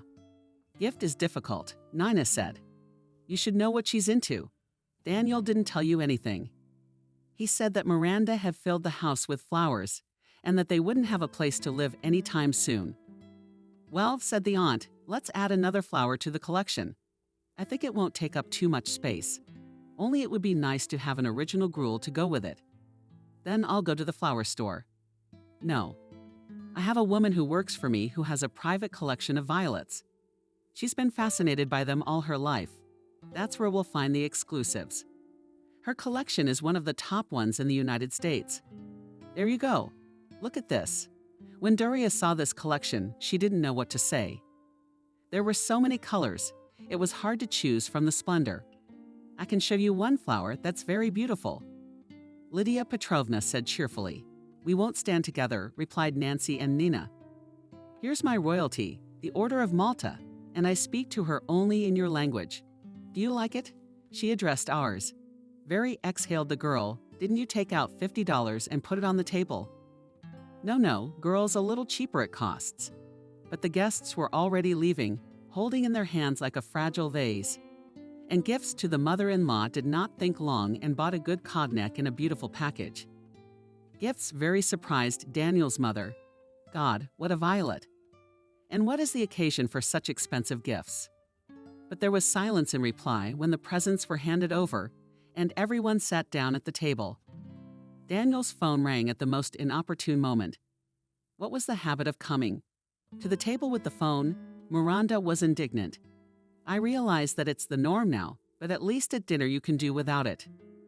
Doria had known David for a long time, so she was expecting some questions from Daniel's mother.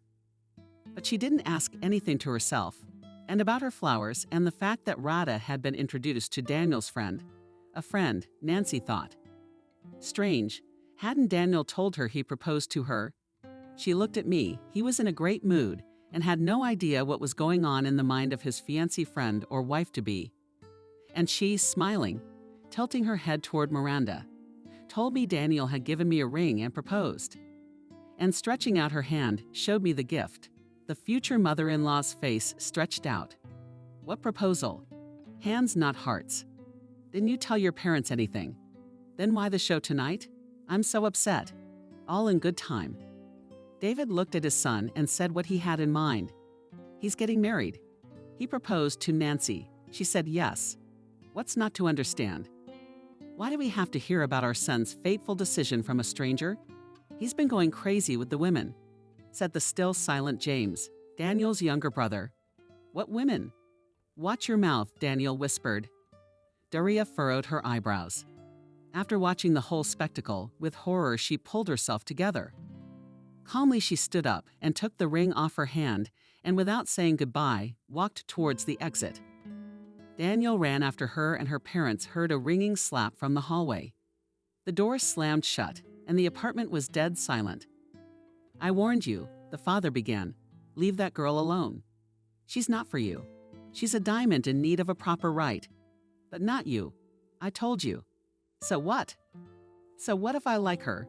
It's just that men only want what they have to get, and the harder we work for it, the more it costs us. That's your case. Don't go near that girl. Don't wrap your arms around her like you've hugged dozens of other women. I haven't hugged anyone for a long time. I only have one. Well, according to your investigation, I guess she doesn't need one at all anymore. You're my son, and I love you. You have a bright mind, and you could accomplish a lot in life, but you're not choosy. Unfortunately, I didn't notice when you got so down. After school, I loosened my fist, and it showed a huge fist cleaner. If my son was standing nearby, shoved it right under his nose. Get out of my sight and don't touch that girl again. And the girl ran from Daniel's house without even seeing where. And just when she felt her heart was about to jump out, she stopped. Seeing suddenly and realizing that she was in an unfamiliar area immediately called. They almost sobbed. Nancy said, "I'm lost. What am I supposed to do?" "Stay where you are. I'll be right there." Half an hour later, Nina's car was in front of Nancy. She'd never been so happy to see her aunt. Sadistic and shivering. "How did you find me?" Stumbling over every letter and asked Nancy, "Your phone geolocated. I did it because you didn't know Washington at all, and I was just worried about you." "I was what?" "Yeah, it's not important right now." She canceled her aunt, lay on her soft, warm shoulder in the shoulder she had imagined her more than once. The apartment girl burst in first on the move, stripping off her clothes. Of course, Daria had played along. If she said she didn't care about what happened at Daniel's house, she was hurt. Hurt. Grabbing a garbage bag, she gathered up all of her failed fiance's gifts and tossed them down the garbage chute. If only it were as easy to throw away the bitterness of humiliation and the worst disappointment from her heart. That she couldn't do yet. Nancy stood in the hot rain and wished the water would wash away all the memories that plagued her, tucking her face into her pillow. She lamented that she had met him, fallen in love, and been deceived. Daniel called several times, but she did not answer. Nan awoke at 3:00 a.m. to a noise in the apartment. Seeing Nancy picking up from the floor, shards from a broken cup, put the kettle on and, without asking anything, invited her to have tea. They drank in silence. Nina did not get into the soul, realizing that the soul is crying, and it should be given time. Even with difficulty, forced herself to maintain a conversation about nothing and thanked fate for such an understanding and aunt. "Can you imagine?" she started. "Yes, he didn't tell his parents that he proposed to me. I realized it from the casual words of my mother." "So what does that mean?"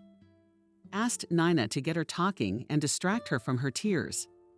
"I know I'm an old-fashioned dreamer, but I'm not stupid. He gave me a ring and introduced me to his parents to show he was serious. I'm sure when he saw me off again, he would have suggested we move in together." She would pause for a sip of tea to calm herself down. "And I probably would have said yes because I believed him. Sure, the world wouldn't have fallen apart. Not me first, not me last. But seeing his satisfied, victorious face would have been even more painful." She covered her eyes for a moment. Then, looking at her aunt, she said, "Tomorrow I'll fire from the fist. I don't want to know anything that has anything to do with Daniel." "Take your time," said Nina. "You're a part-time student and you have to work. It's not easy to find a new job as a student. Maybe you shouldn't be so hot. Are you acting like a hurt kid? Give yourself some time to think. You're worried about me, and I understand that. But I know I can handle it." I didn't look at Nancy and think that for all her outward openness, she's friendly and kind. She's stubborn like her father. Washington hardened her and taught her a lot, immediately letting her know back at the train station that she doesn't believe in tears. Had that already decided everything so seriously? Nancy's eyes resembled Dinka's, prickly and cold. "Yes, I've decided so, and I haven't changed my mind." "Well, good. Then I'll support you. I love you so much. And I hope we can do this together. I'll talk to people I know. Might as well rebuild you to a good place." They lay down around 5:00 a.m. At 7:30 a.m. sharp. Both were on their feet. Daria was silent, but it was evident that her thoughts were working. She even wrinkled her forehead. Visibly unwilling to compromise with herself, at exactly 9:00 she was at her workplace, having written her resignation letter and walked towards David. Even from afar, she heard a fist telling someone off for the joints and asking a quite reasonable question: why he should be the one to fix them. Waiting for the end of the conversation, she knocked. "Come in, who's so indecisive?" Seeing Nancy coughing, he did not know what to say to her.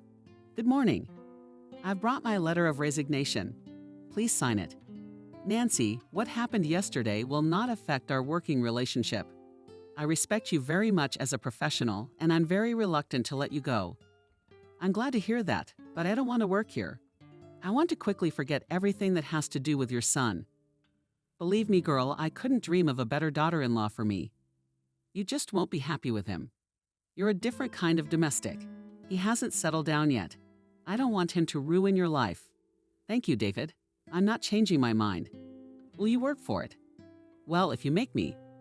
No, I won't. Don't hold it against me. With these words, having signed the application, I immediately began to solve the following problems. In 2 hours, she was free as the wind. Well, that's it. The girl thought and called her aunt. I quit. I don't need to buy anything for home. I have plenty of time now. Well, then buy champagne, ice cream, and strawberries to celebrate. I adore you. Nancy laughed and entered the mall. After picking up various goodies, she headed to the checkout counter. There's a celebration coming up. She heard a man's voice. It was Liam. Hello, Liam. We're celebrating Nina's retirement with you. You quit. Why, if it's no secret? I wanted something more serious. I grew out of my paralegal pants. I wasn't interested in it anymore. That's the reason. Well, it's a good reason when the work isn't satisfying. That's too bad. She couldn't refuse his offer to give her a ride home. How's Thomas? Not bad. He only wears glasses when he's in lectures. He can see much better. He likes to study. I'm just worried that he doesn't have a girlfriend. That's the least of your worries. A guy like that will never have one. One just hasn't found his soulmate yet. Is that what you think? You've seen Nancy? I'm sure he has. Give him a big hello. Tell him to call me sometime, Radha. I'll have a chat with him. And they parted.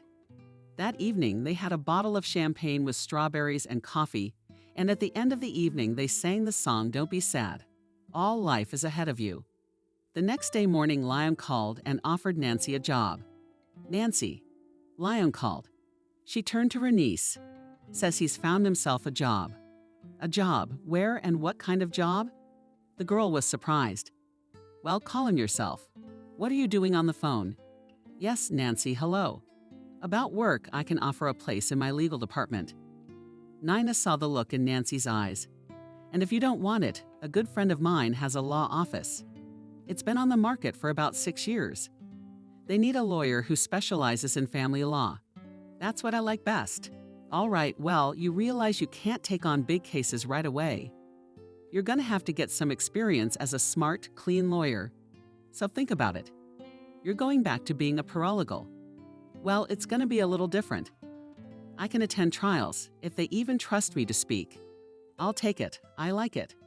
Where can I come and take down the address of the office? And after thanking Liam, she said goodbye. Why did you refuse Rudlov's job? Nina asked. Thomas works there. You two would be more interesting. I don't understand anything about his construction business. I like family law cases, and that's what I want to focus on. Look, I'll give you the first visa, and then you can get there on your own. They pulled up to a tall glass and concrete building. You had to lift your head high to see the top floor. Liam's friend had his law firm on the 20th floor. The panoramic Babel rose silently to the sky, and Nancy's heart sank. Washington was as if in the palm of her hand. The elevator doors slowly opened. The entire floor was occupied by the firm Verdict. The inscription Ethan Law Office Manager greeted her in large gold letters.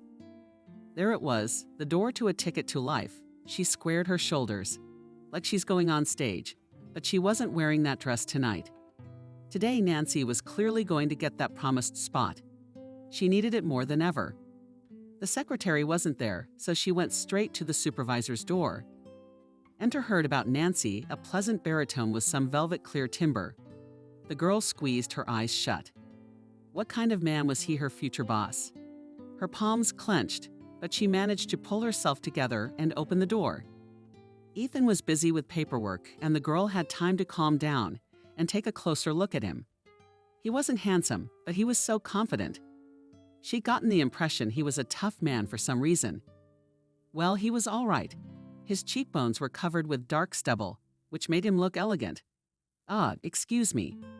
I need to hand over my papers right away. Finally, he looked up at her. He was no more than 35 years old, but the look in his dark eyes was heavy. Her palms were sweating again. She didn't know where to put her hands. Listening to you, he said, standing up and offering his guest a chair. I want to work for you as an assistant family law attorney. He looked at her, barely holding back a smile. What makes you think that's what we need? Well, how did Liam give me your coordinates? A. But this is different. I owe him a lot, and his request is almost in order. Go to the personnel office, and I'll call there tomorrow at 9 a.m. We'll be expecting you.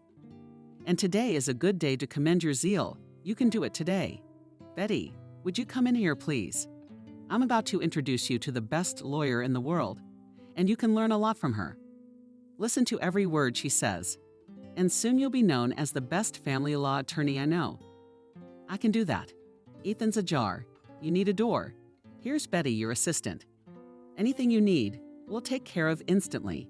She smiled a pleasant smile, examining Nancy from head to toe. Well, hello, let's go and get acquainted and work happily.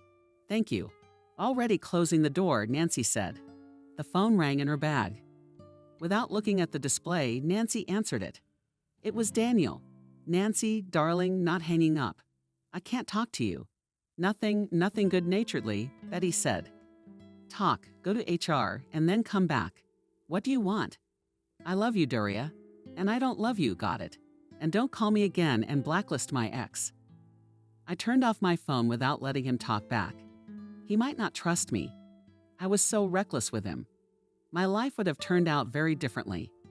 What's the point in guessing? Everything that could happen has already happened, the girl thought as she walked. 20 minutes later, she was a lawyer's office. Verdict: Nancy was happy. I should call Liam and thank him. Without him, of course, no one would have taken me on.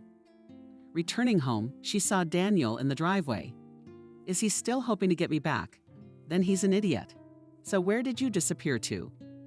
I freed up a day today to talk to you. What kind of generosity? Let's make eye contact, said the girl. Too bad you forgot to ask me. Well, wait, do not get angry. I'll explain everything to you. Daniel, you purposely pretend that you do not understand the page called Daniel. And she looked at Daniel. And the second, and she flicked the phone, leaving his face as a memento. The police will find it quickly.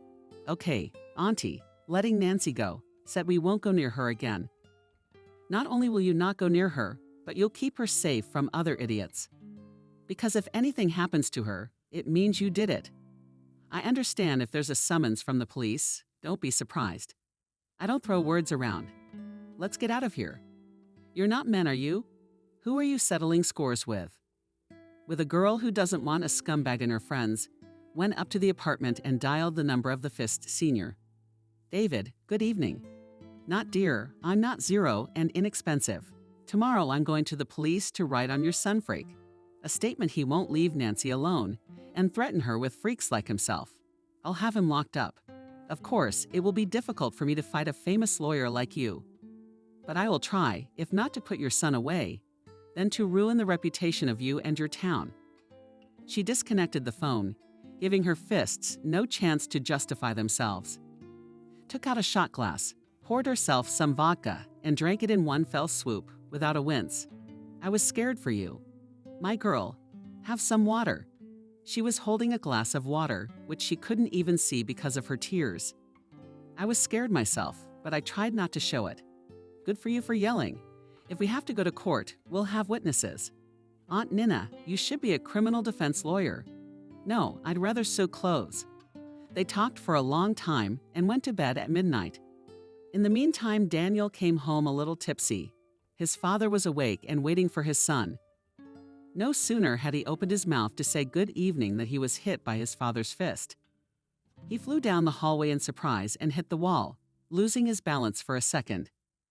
There was blood pouring out of us and a busted lip. That's the way it is. And if there's a trial and I haven't even lifted a finger to get you out, I won't give you any money. Now you pack your bags and your apartment and you live on your own money. All the girls, the restaurants are over. Get out of here. I guess he is our son after all. Shut your mouth, he yelled at Miranda. You and I raised that monster. You and me. The door slammed and there was silence. Miranda, give me some heart drops. I feel sick. Nina wrote a statement just in case and met her niece from work for a long time. For a long time, Nancy didn't hear anything about Daniel, and then Nina told her that he had started drinking. Where did she get such details? Asked her niece. I met your Fist. He apologized for his son, and then he told me. Well, I don't care. The past must be left in the past. That's the only way. He's a grown-up boy and he can choose his own path. It was a mistake to meet him in the first place. He's so different from me. It's hard to imagine anything else. And I'm not his. We weren't made for each other. And we spend too much time on him. He certainly doesn't deserve it. After the famous events, life gradually returned to its normal course, and everyone went back to their own concerns. Liam did not forget to ask his friend how his ward was doing. And Ethan, how's Nancy working out? She's making progress. Betty's very pleased with her. She's a clever girl and she's a pleasure to work with. But I'm pleased with her too. Pretty, modest, gentle. She's a friend. I know you. You better be careful with her. You walk around like a Christmas tree with women all over you. What do you need her for? A collection. Don't hurt her. Liam, you're not the one with a thing for her, are you? Unfortunately, I'm too old for her. It's fashionable now, by the way. I'm old-fashioned in that sense, said Liam. A young and beautiful woman should have a man to match her. I read it. It was flipped. I didn't like this chapter. I don't like books with bad endings. And if it makes you feel any better, I will say that I was very worried. I cried. But once I made the decision to end this farce, I immediately felt better. I have a new life, a new job, and hopefully a new man. That's it. I'm tired and roughly moved him. And she entered the entranceway. What was that now? Daniel wondered to himself, did she just ditch me? He wanted to laugh, but he couldn't. His face was sad. At the end of the day, Nancy called Liam, wanting to thank her for her help. Thank you so much. I am very pleased and will try not to let you down. It was a pleasure to help a good person. It has been a month now that Nancy has been working at Verdict Law Office. She has developed a good working relationship with Betty, a terrific woman who was smart, professional, and had a great sense of humor. What was it about the job? She was strict, demanding, but never raised her voice. Tomorrow you'll come with me to the preparation process. All the paperwork so I have time to check it. Okay, I'll do it all. The first rule of Betty is to prepare carefully to protect your speech. There are no little things. It's not only professional reputation that matters, but also the fate of a person. This she always remembered. Her speech aroused attention and interest. She forced the court to doubt the arguments of the prosecution and convinced it of her legal position. Practically, she won all the cases. This trial was no exception. Nancy sat as mesmerized and listened to her mentor. Betty, how beautifully you speak. Not a single word unnecessary. Everything to the point. You're just like an actress. I love it. She looked tired, but satisfied. Another person the lawyer helped to get the truth. She drove Nancy to the subway and turned around to go home. Nina was beginning to worry, and it was taking a long time for her niece to show up today. The phone was disconnected. Putting a warm scarf over herself, she went out onto the balcony. She thought Nancy would come faster that way. It was already quite dark when she saw her walking slowly toward the house. Thank God everything is okay, Nina thought. But she heard Daria talking to someone outside. Did you call for help today? She's to Daniel and you. Good evening, my love. I'm not your favorite and certainly not yours. Let me through. Wait, don't be in a hurry. I've waited 2 hours for you for nothing. And I told you last time, you don't have to come here and wait. You and I have made up our minds. No, you decided, but not me. You can't do this to me. I don't like it. What do you want? Tell me exactly what you want, and I'll be on my way. Do you know what I want? Nina was on the balcony, not knowing what the right thing to do was. It's not like anyone's hurting her. They're just talking. So she decided to wait a little longer. Daniel, I don't want anything to do with you. And then the other one finally spoke up. But she doesn't want you anyway. She's fine. And I think I can do her. You didn't get squeamish after me. Daniel asked cheekily. Why did you sleep with her? Nick said in surprise. I had to work with an axe, and they both started laughing. But you're a scumbag, wishful thinking. I'm telling you the truth. You didn't get so squeamish. But you were after me. Nina quickly dressed, took her phone, and ran downstairs to get Daria. Come on, beautiful, let's go for a ride in the car. and I'll treat these champagne, and then we'll see how we'll have fun further." And grabbing her under the arms from both sides, led her to the car. Ono quickly took her hands off her and shouted loudly to Nina, "I'll go to the police tomorrow morning and file a report on the two assholes who wanted to rape two girls together. And that's gang raping. One asshole I know well." Nancy tried to keep out of sight of her boss. She thought he was overly attentive to her, and she didn't like it. "Doesn't understand why you dislike him so much." Betty reprimanded her. "Sounds like a normal man to me." "I'll admit, spoiled by women's attention, he can be a bit of a show-off. But admit it. Intelligent, educated, successful, and to my taste, handsome. What's his charisma when he's in court?" All the women cry. But she even laughed at Betty's words, but remained in her own opinion and still refused when he kindly offered to give her a ride home. When he looked at her, she wanted to fasten on all the buttons. Undressing with her eyes was one of the pleasant things to do. It was like flirting, and he was enjoying it. Only Nancy didn't like it very much. The girl was not blind, not deaf, not stupid, and understood perfectly well why all these persistent advances, these unequivocal glances, and the invitation for a ride. Her opinion that men like Ethan needed other women, more elegant, more experienced, to match such intelligent, successful, and interesting men had not changed. She was afraid of appearing plain, unexciting. And that was what scared her the most. Ethan was her superior, she her subordinate. She didn't want to hear about any office romance. And the memories of her fiancé's grief were still fresh in her mind. But then she noticed that Ethan was no longer so insistent on her attentions, and she calmed down. If she had known that Liam had once again bailed her out, she would have had to call again and thank him for his help. Betty, appearing in court, took Nancy with her more and more often. She saw how seriously and eagerly the girl took her responsibilities, so she allowed her to participate in the proceedings. Mostly it was an opening statement, stating the agreed position with the defendant on the claim and the manner in which the evidence was to be examined. Nancy was quite good at it, which pleased Betty very much. It was the last year of her studies. Natalia Bolotova was still the best student. She was on her way to a red diploma, but there was some subjectivity in the dean's judgment that correspondence education was not as effective as full-time education. And it was still necessary to prove that it was at least not worse, and maybe 100 times better. Having practical experience behind shoulders, if I'm alive and well, I'll come to you for my state exams and let them give you a B. Thanks, Betty. I'm getting straight A's. Summer was about to start in Washington, but the only way you could tell it was almost June was by looking at the calendar.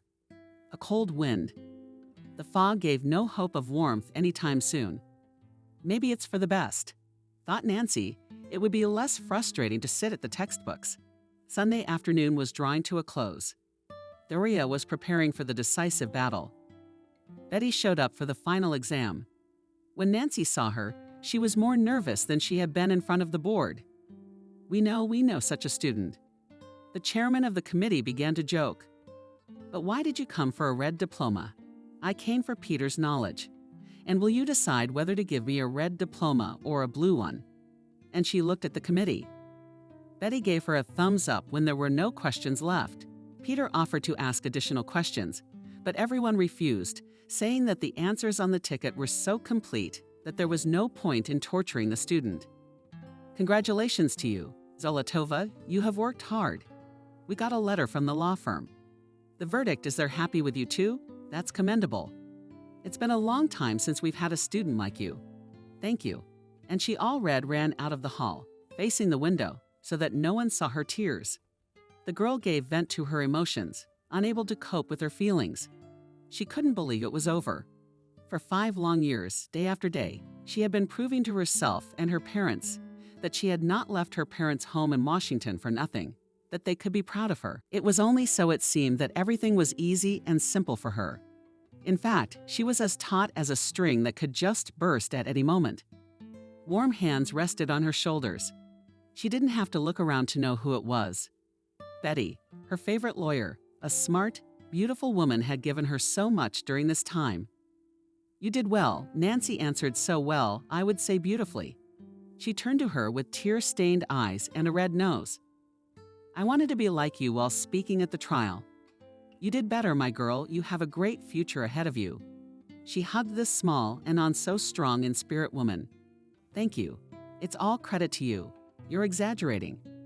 You don't even realize how much talent you have in you. Your parents gave it to you. Come on, let's go. I'll take you home. You don't have to be at work today." Nina congratulated her tonight. Her sister's parents called and yelled into the phone. And later, Liam called, "Congratulations to a promising young lawyer on graduation. You did good, girl, proud of you." She was biting her lip to keep from crying when Thomas answered the phone. "Daria, I'm so happy for you. Congratulations on such a triumph in absentia rarely. Or maybe you've never gotten a red diploma. In my memory, you're the first person to get a gift. Thank you, Thomas. I'm so tired, I just felt it now. I can imagine. Studying and working are always difficult. And studying and working hard is almost impossible. But you did it."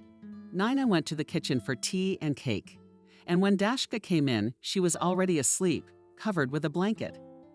Slowly turning off the light and covered her with a blanket. She went to rest too.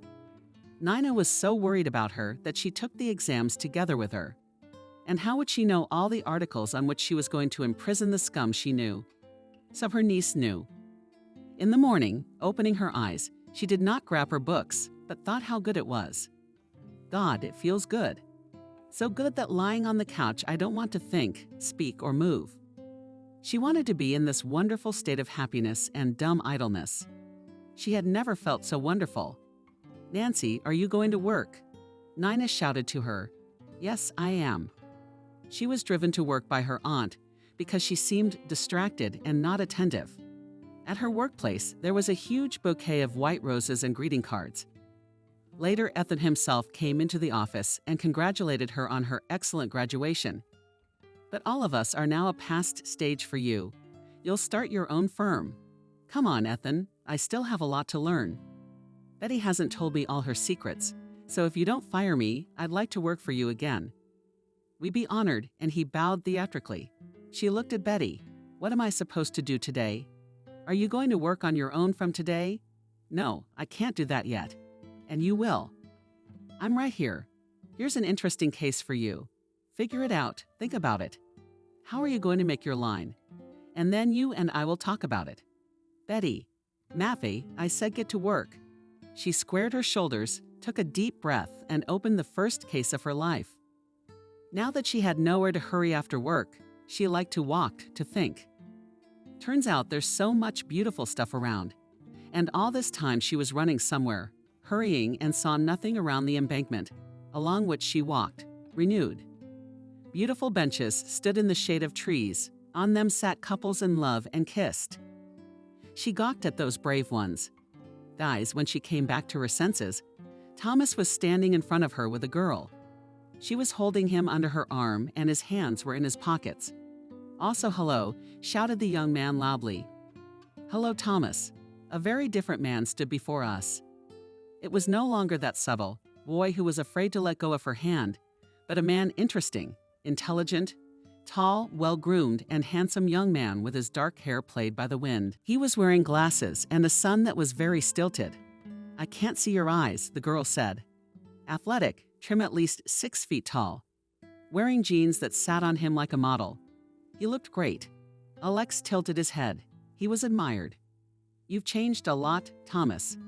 It's been a long time since we've seen each other, and I'm amazed at the transformation a man can undergo." He laughed his teeth with a smile and said that Daria also changed, became even more beautiful. After these words, the girl started tugging him and reminding him that they were late. "Can I come to your place tomorrow evening?" "Sure, we'll buy. Don't buy anything. I'll bring everything myself." "All right, I'll wait," and kiss her on the cheek, and they broke up. Handsome, thought the girl, walking away from Thomas. It's nice to see such a handsome and well-groomed man, thought Nancy on a scale of 1 to 10. I'd rate his looks a 15. Who's that chick? Look, what kind of girl is she to you? She went to school. She graduated with honors. Chicks are all over Chinatown. They're on the highway. And she's a hard worker and a smart girl. All right, you just looked at her like you've never looked at me. That's why we're twitching. Look, I never promised you anything, and you know it. Up until today, you were fine with it. What happened today? Nothing happened. And she pulled her hand out. Jean, do you need something to do? Hanging around in boutiques and beauty salons all day. It's boring. I'd like to go to college, learn the basics of business, and open my own beauty parlor. And why do I need this headache? Pouted lips. Girl, my father gives me so much money that it would be stupid to work. Your father's a smart man. Thomas said he got the business off the ground. What can you do for yourself? Nothing. Also, maybe she's already a lawyer. Or maybe you've had enough. I hope you're kidding. It takes a relationship to get bored, which you and I don't have and can't have. We always have been and always will be friends. I get it. Let's go get you some ice cream. And this Nancy is yours. You like her? You can't not like her. Yeah, fuck you. The girl was turning around. I'll go get her and kiss her ass. I don't want you, asshole. How tall are we in this relationship? Thomas remarked. He was glad he got rid of her so easily. His father would not be happy, of course.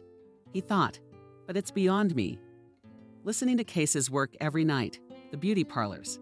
And he remembered a conversation he'd had with his father. Son, she really likes you. Take her out.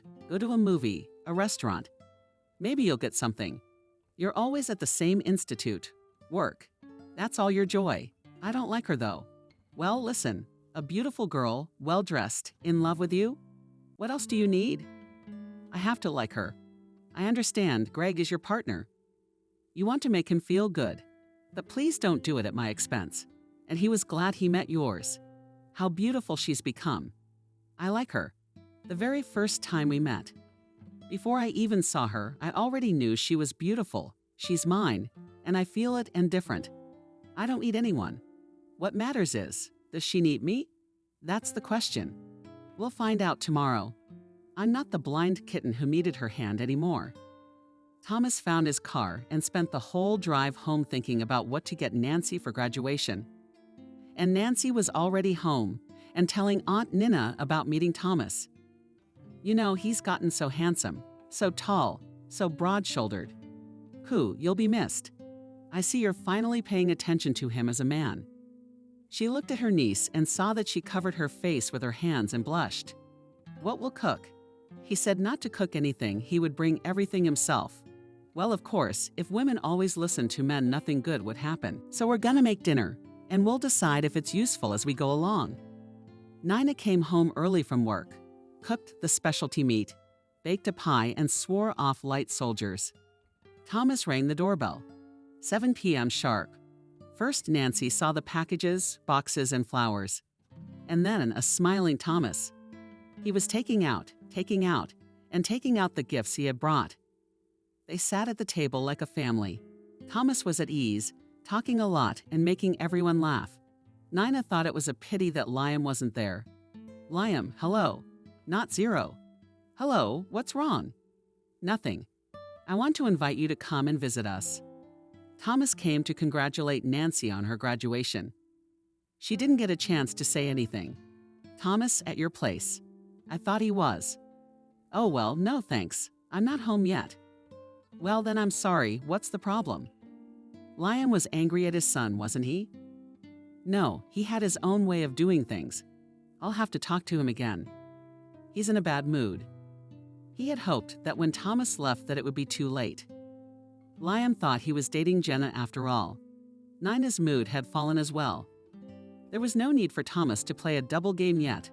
Only late at night, when they went out on the balcony, were the young people able to have a heart-to-heart talk.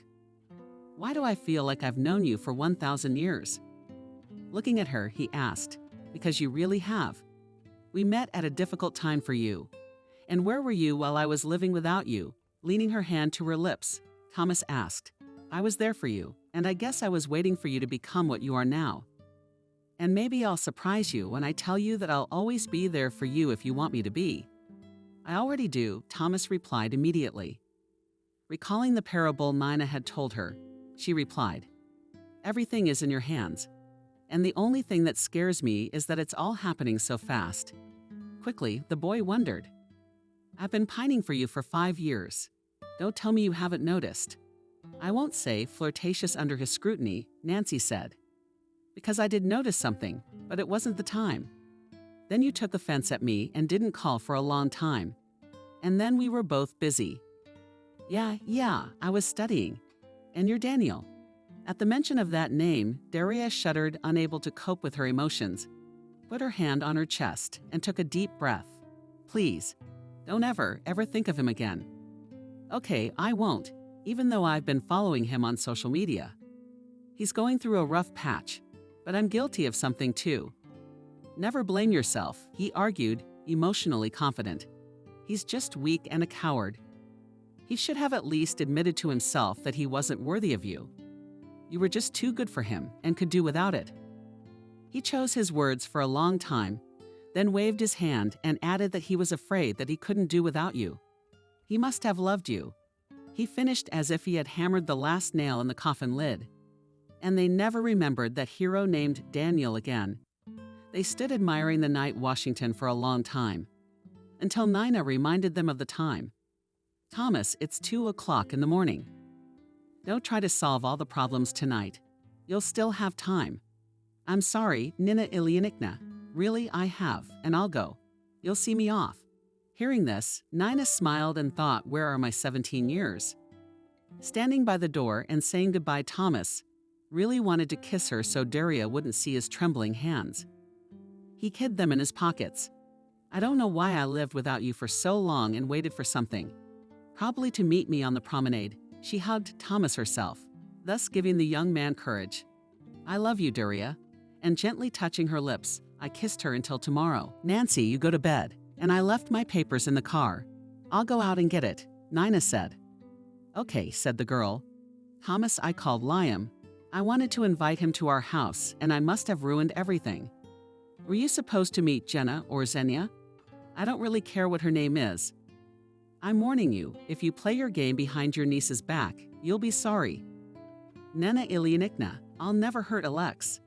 I love my father very much. He did and does a lot for me. But whom to love and whom to marry, I will decide for myself. And no one will take me off that path. I heard you. Let's hope it was spoken from the heart. Don't even doubt it, smiled the guy and walked away. He drove through the night Washington and thought about the upcoming conversation with his father. The time was 3 o'clock when Thomas pulled up to the house. No lights were on in the windows. No one was waiting for him. Well, that's fine. The morning would be wiser in the evening. Let his father's resentment fade.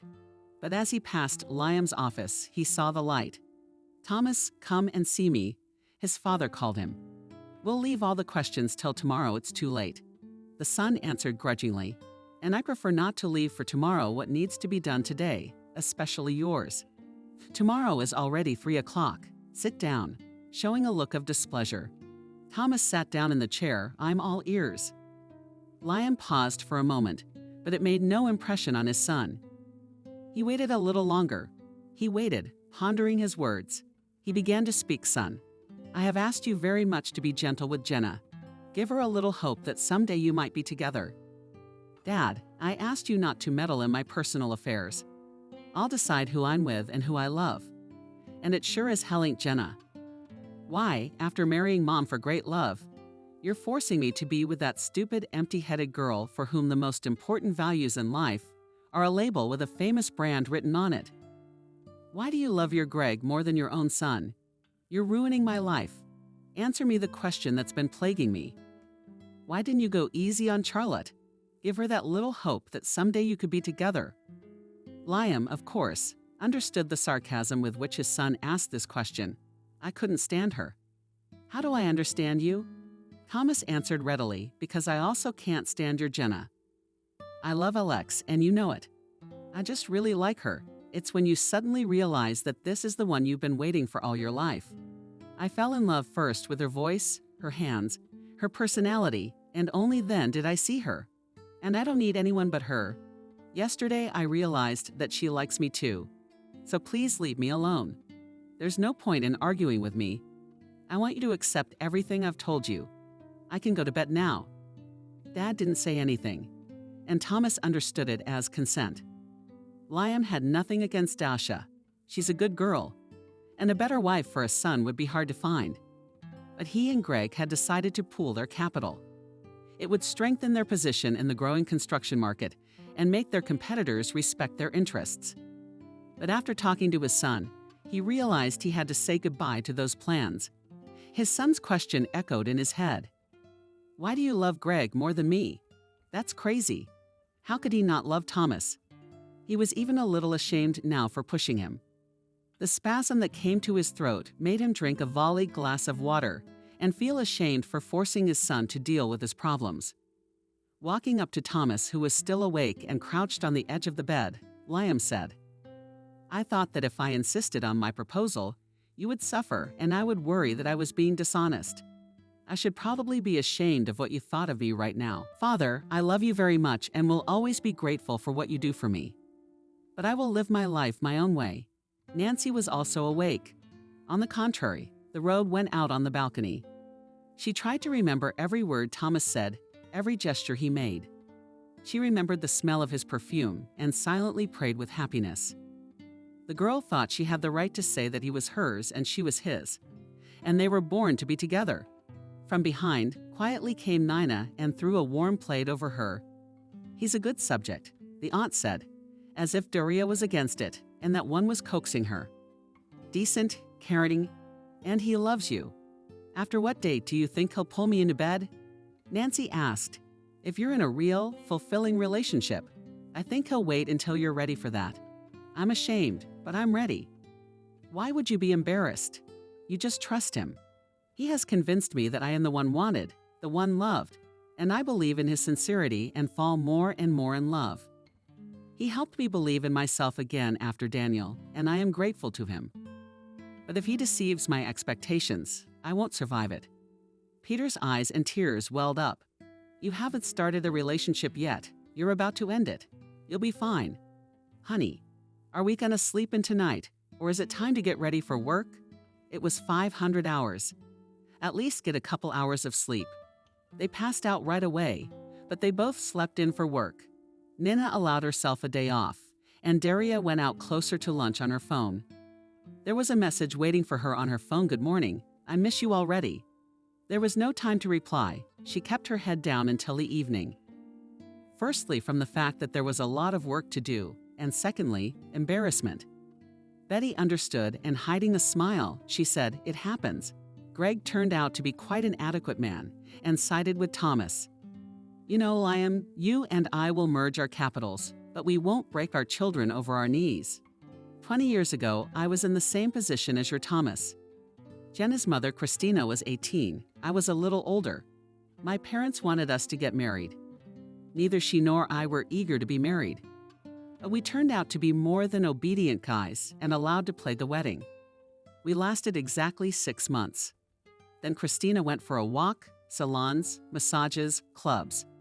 I studied and worked. I saw my wife only in the evenings, and sometimes I didn't even see her. Jenna was born. The father-in-law found a good nanny so the daughter wouldn't get tired. When the child turned 5, she came to me and asked me to let her go. Greg, you're still young and you'll make your own life. We never loved each other. Let me go, she said then. I couldn't say anything to her at all. I left and got drunk. When I came back, my daughter was there to greet me. She left her to me. It was only 5 years later that I found out Jenna wasn't my daughter. It was an accident, but I'm not going to tell you that. I don't want to. It's not the kid's fault the mother was a whore, but it's like nature's laughing at me. I left a little faith in my house. She wants nothing, no schooling, no work, no interests but clothes and salons. Who needs her? She's finished school, and that's the end of her life plans too. Thomas is a wonderful guy. I'd love to have an uncle like that. Well, let's not spoil our children's lives. I, like you, realize the absurdity of what we're doing. Hearing his friend's story, Liam was dumbfounded by such a revelation. Does Kate live with you? Are you married? He asked. Kate is a wonderful woman, Greg replied. Kind, affectionate, the exact opposite of Christina. I love her very much, but Jenna does not accept her. She behaves abominably, humiliates her, just squeezes her out of the house. That's what I did on the spot. You hurt the woman you love. That's what I did. Talked to her, brutally conditioned her, and she went to her grandparents to live. They don't know she's not your real daughter. Yeah, I told them when they started telling me I was kicking my daughter out of the house. Well, after that news, they haven't called in a week, and Jenna hasn't shown up. So maybe it's for the best? Liam asked. I think so too. She's a grown-up girl. She can provide for herself. I'll help her, of course, but let her live separately. I also want to have a real family and children, if I can. Kate's 8 years younger than me, and she could still be a mother. I was much happier than you, friend, smiled Liam. A favorite wife, a favorite son. But the happiness was short-lived. But you found the one you loved, and I still can't. You're mine, no contest. Thomas has a girlfriend. There's Nancy, his ex-nurse. Remember I told you about the girl who brought her son back to life? Yeah, I remember. But she even graduated with honors, works as a paralegal. It's rare to find so many good qualities in one person. Smart, beautiful, kind, decent. And you're not in love with her yourself. Greg smiled. Liam answered me right away, and I'll tell you honestly, it's hard not to fall in love with her. But I could never ruin my son's feelings. I'm a grown man, and it's easier for me to deal with feelings. It's not his first. Let them be happy. That's the honorable thing to do. I just don't know if it's right, but it's up to you. And Thomas enjoyed each other's company. He was in a hurry to go on a date with a girl. I'm sorry, I still haven't asked what your favorite flowers are, he said, handing over a bouquet of daisies. The ones you give. This is my favorite. Overgrown from the middle of the bouquet, Nancy replied. They sat in a cafe opposite each other, and the girl, looking at Thomas, thought that she could not be without this open and handsome young man. And the fear of losing him echoed with strong blows on her left side. Probably so secure, fear strikes when you realize there is something to lose. She was back at the cafe when she felt a shake on her arm. Nancy, where are you? Where did you run away from me? I'm just here thinking. I told you I'd always be here for you, and if you wanted me to be. I already want to be there for you. I want to be together. What does that mean? The girl was surprised. It means I'm offering you to be my wife. You know what you're going to say. I won't. She interrupted him. It means that, doesn't it? Yes, I agree, Thomas. Except, of course, it won't be tomorrow. I have to meet my parents, get ready for the wedding. It'll be my first and my last. I understand. Let's start by meeting my parents. Daria couldn't hide her smile. Okay, let's do that. Coming close to midnight, Nancy told Nina that she was getting married. You're crazy. You just started dating, and already you're getting married. I'm completely helpless to his charm, and I couldn't say no. I love his shadow, and I don't want to live without him. Tomorrow you and I are going to meet his parents. And the girls, as if on cue, laughed together. Dad, my fiancée is coming over tonight to meet you. Who is she? Liam asked in surprise. Daria. Liam couldn't hide his surprise. Are you kidding? Why make a comedy out of a serious matter? Don't we know Alex? Come with her to her grandmother's. We'll introduce them to Grandpa better. I don't have to. I'm meeting with a very big client tonight. Where are you sending me to try the method? I don't think you'll be able to use it. But they'll look at your fiancé. They are also members of our family, so they have a right to meet their future relative. Well, I'll go to my grandfather's since I haven't been there in a while. That's right. I'll call them so they can set the table. At least it's sweet. Well, I'm off to work, and they said goodbye, so the son has decided to get married. The man behind the wheel of the car was pondering. He hadn't consulted or talked. He decided it all by himself. Where are they going to live? If he's so independent, he must have found something. And me. And you, Liam, you'll live alone in a 3-story house. Maybe we should sell this house for the hell of it. It was built for a big family of future children and grandchildren. And now you're all alone. Not enough to feel sorry for himself. He heard the sounds of klaxon, and they were different in volume, in melody. It turned out that by hesitating, he was holding up traffic. Excuse me now, as if he could be heard working day, loaded with his problems with meeting and work calls. It was only at lunchtime that he remembered to call his parents. "Dad, hello. Thomas and his fiancée are coming over tonight to introduce you to your future in-laws. Take a look at her, talk to her, let you form your own opinion of her. Then you can tell me. You're not against marriage yourself. Who would ask me? Kids make up their own minds now. So you're against this girl." No, she's a good girl. You don't know her much.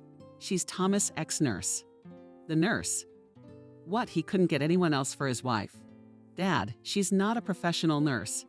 She needed a job while she was preparing for college." "And did she?"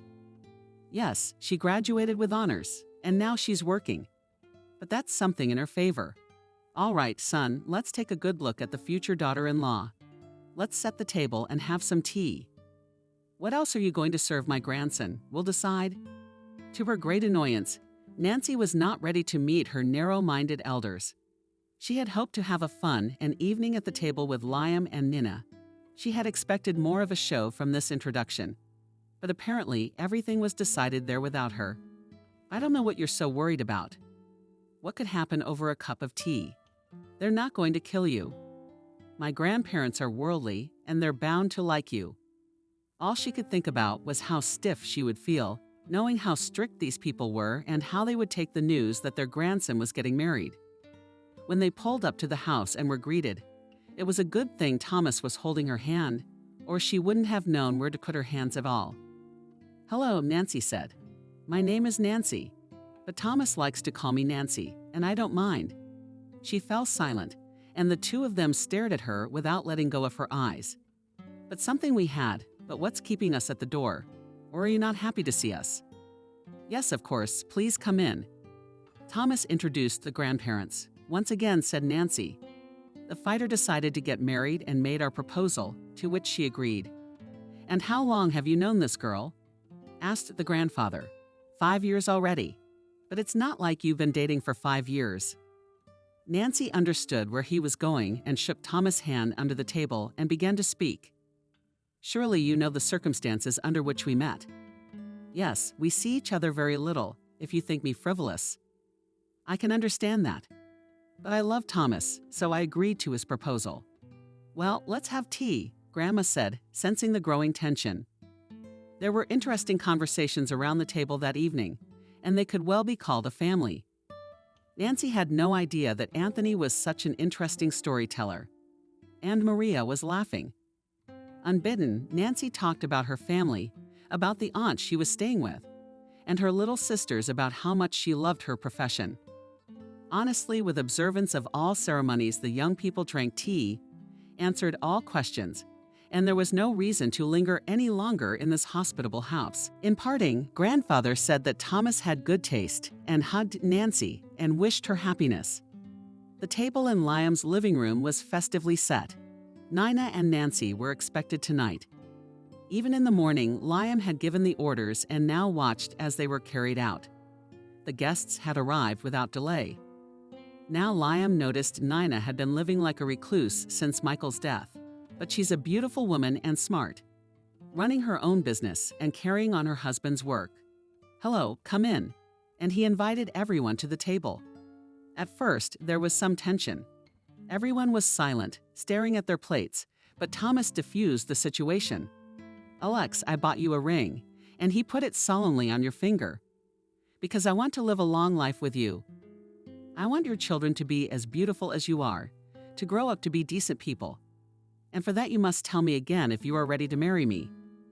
She didn't answer immediately, not because she had changed her mind, but because she was wiping away her tears. Liam looked up at her and waited for an answer. "Yes, I agree. I am the happiest man in the world," Thomas said and filled the glasses with champagne. Nina raised to make a toast but was distracted by the ringing of the phone. A couple minutes later she came back and said she had to go to work right away. "There's an emergency. Maybe I should zero in with you," Liam suggested. "No, I'll deal with it." The police are already there and she left quickly. Leaving the three of them, they chatted sweetly, made toasts, until the phone rang again. "Who has it?" Nancy asked. "I think it's mine." Thomas got up to find the phone, leaving the two of them alone with Liam. Alex felt uncomfortable from his stare. "Do you really love Thomas?" he asked seriously and stopped short when he noticed how she opened her eyes wide and looked at him with shock. "Do you have any reason to doubt it?" "I do, because I know for a fact that your heart was beating much more often." In my presence, she flared up like a match and leaning her palm against my face, said when we were only 17. "And in front of our eyes is a handsome and successful rich man. We think he's the one and only, and it will be impossible to meet a better one. But it's wrong. My heart could have been shattered, as is usually the case with first love. Foolishly, of course, I was foolish. A girl from the province is a handsome Muscovite. And like any 17-year-old girl, I was dreamy. I thought you were just the prince I was waiting for. But as life showed, our feelings were not mutual. Who said that, and who decides if it's right or wrong? And I decided we couldn't be a couple without feeling guilty about it. You're well into your 40s, but you're still a stunningly handsome man with a strong character. Any woman would be honored to be with you, and you would be honored. If you'd asked me that question 5 years ago, I probably would have said yes and thrown myself at your neck. Now the answer is no. My Thomas is still my Thomas, but thank you for not taking advantage of my crush. You acted like a decent man. Now I doubt that very much." They finished talking. Thomas came up in time, and they had to change the subject. Sitting in his study, Liam pondered the frank conversation with Nancy. He didn't regret asking her those few questions. He realized a lot of things. The difference of 20-plus years was huge. In 10 years, she would be a blossoming, beautiful woman, and I would be closer to 60. Miss would talk back to us, and everyone would feel sorry for this young woman. Though Nancy tried to speak calmly, clearly she did not fool me. In her big, beautiful eyes, I saw fear and confusion. Fear that her secret was out, and the confusion. Was she doing the right thing? He remembered how his life had changed since Nancy had arrived. That kind, gentle girl with such a core inside her. I will be happy for my son and help the young family. Such pure impulses and desire arose in Liam after much thought. He saw how his son loved Daria, how she was bathed in this love and attention. His son's words and actions spoke of his great love for this girl. As he left the office, he heard a confession addressed to his fiancée. "I don't know why I lived without you for so long. There's no one to compare you to. You're so one of a kind." His reaction was unexplainable when he saw the guys kissing. All the right smiles, Liam thought, and mentally wished them happiness. She was happy to see her sister's parents, Nana, and of course Betty, at her wedding. The young people didn't want a fancy wedding with hundreds of people they didn't know, but the right people. It was their wedding. So they invited the people they wanted to see themselves. And then he suggested that it be held at the Nancy mansion. I liked that idea. After all, it was her fiancé's birthplace. She kept the warmth of family relationships when his mom was alive. Lots of fond memories of childhood. It is always a pleasant emotion. The wedding dress was sewn, of course, in the House of Models. It was a wedding gift from an aunt. Seeing her parents, Nancy cried and realized that she missed her mother very much. It seemed to her that her mom had aged, and her father was all gray-haired. Daria watched Thomas greet her parents as her father shook his hand, and her mother hugged him and barely reached his shoulders. Is this handsome man going to be my husband in a few hours? The bride talked to herself. It just can't be. But when Thomas approached and boldly held her out to him, the doubts faded into the background. He had shown her in a very bossy and bold way that she was only his. She, too, wanted to belong to him to the last cell, to the last breath. There wasn't much time left to wait. And this day so long and exciting and end.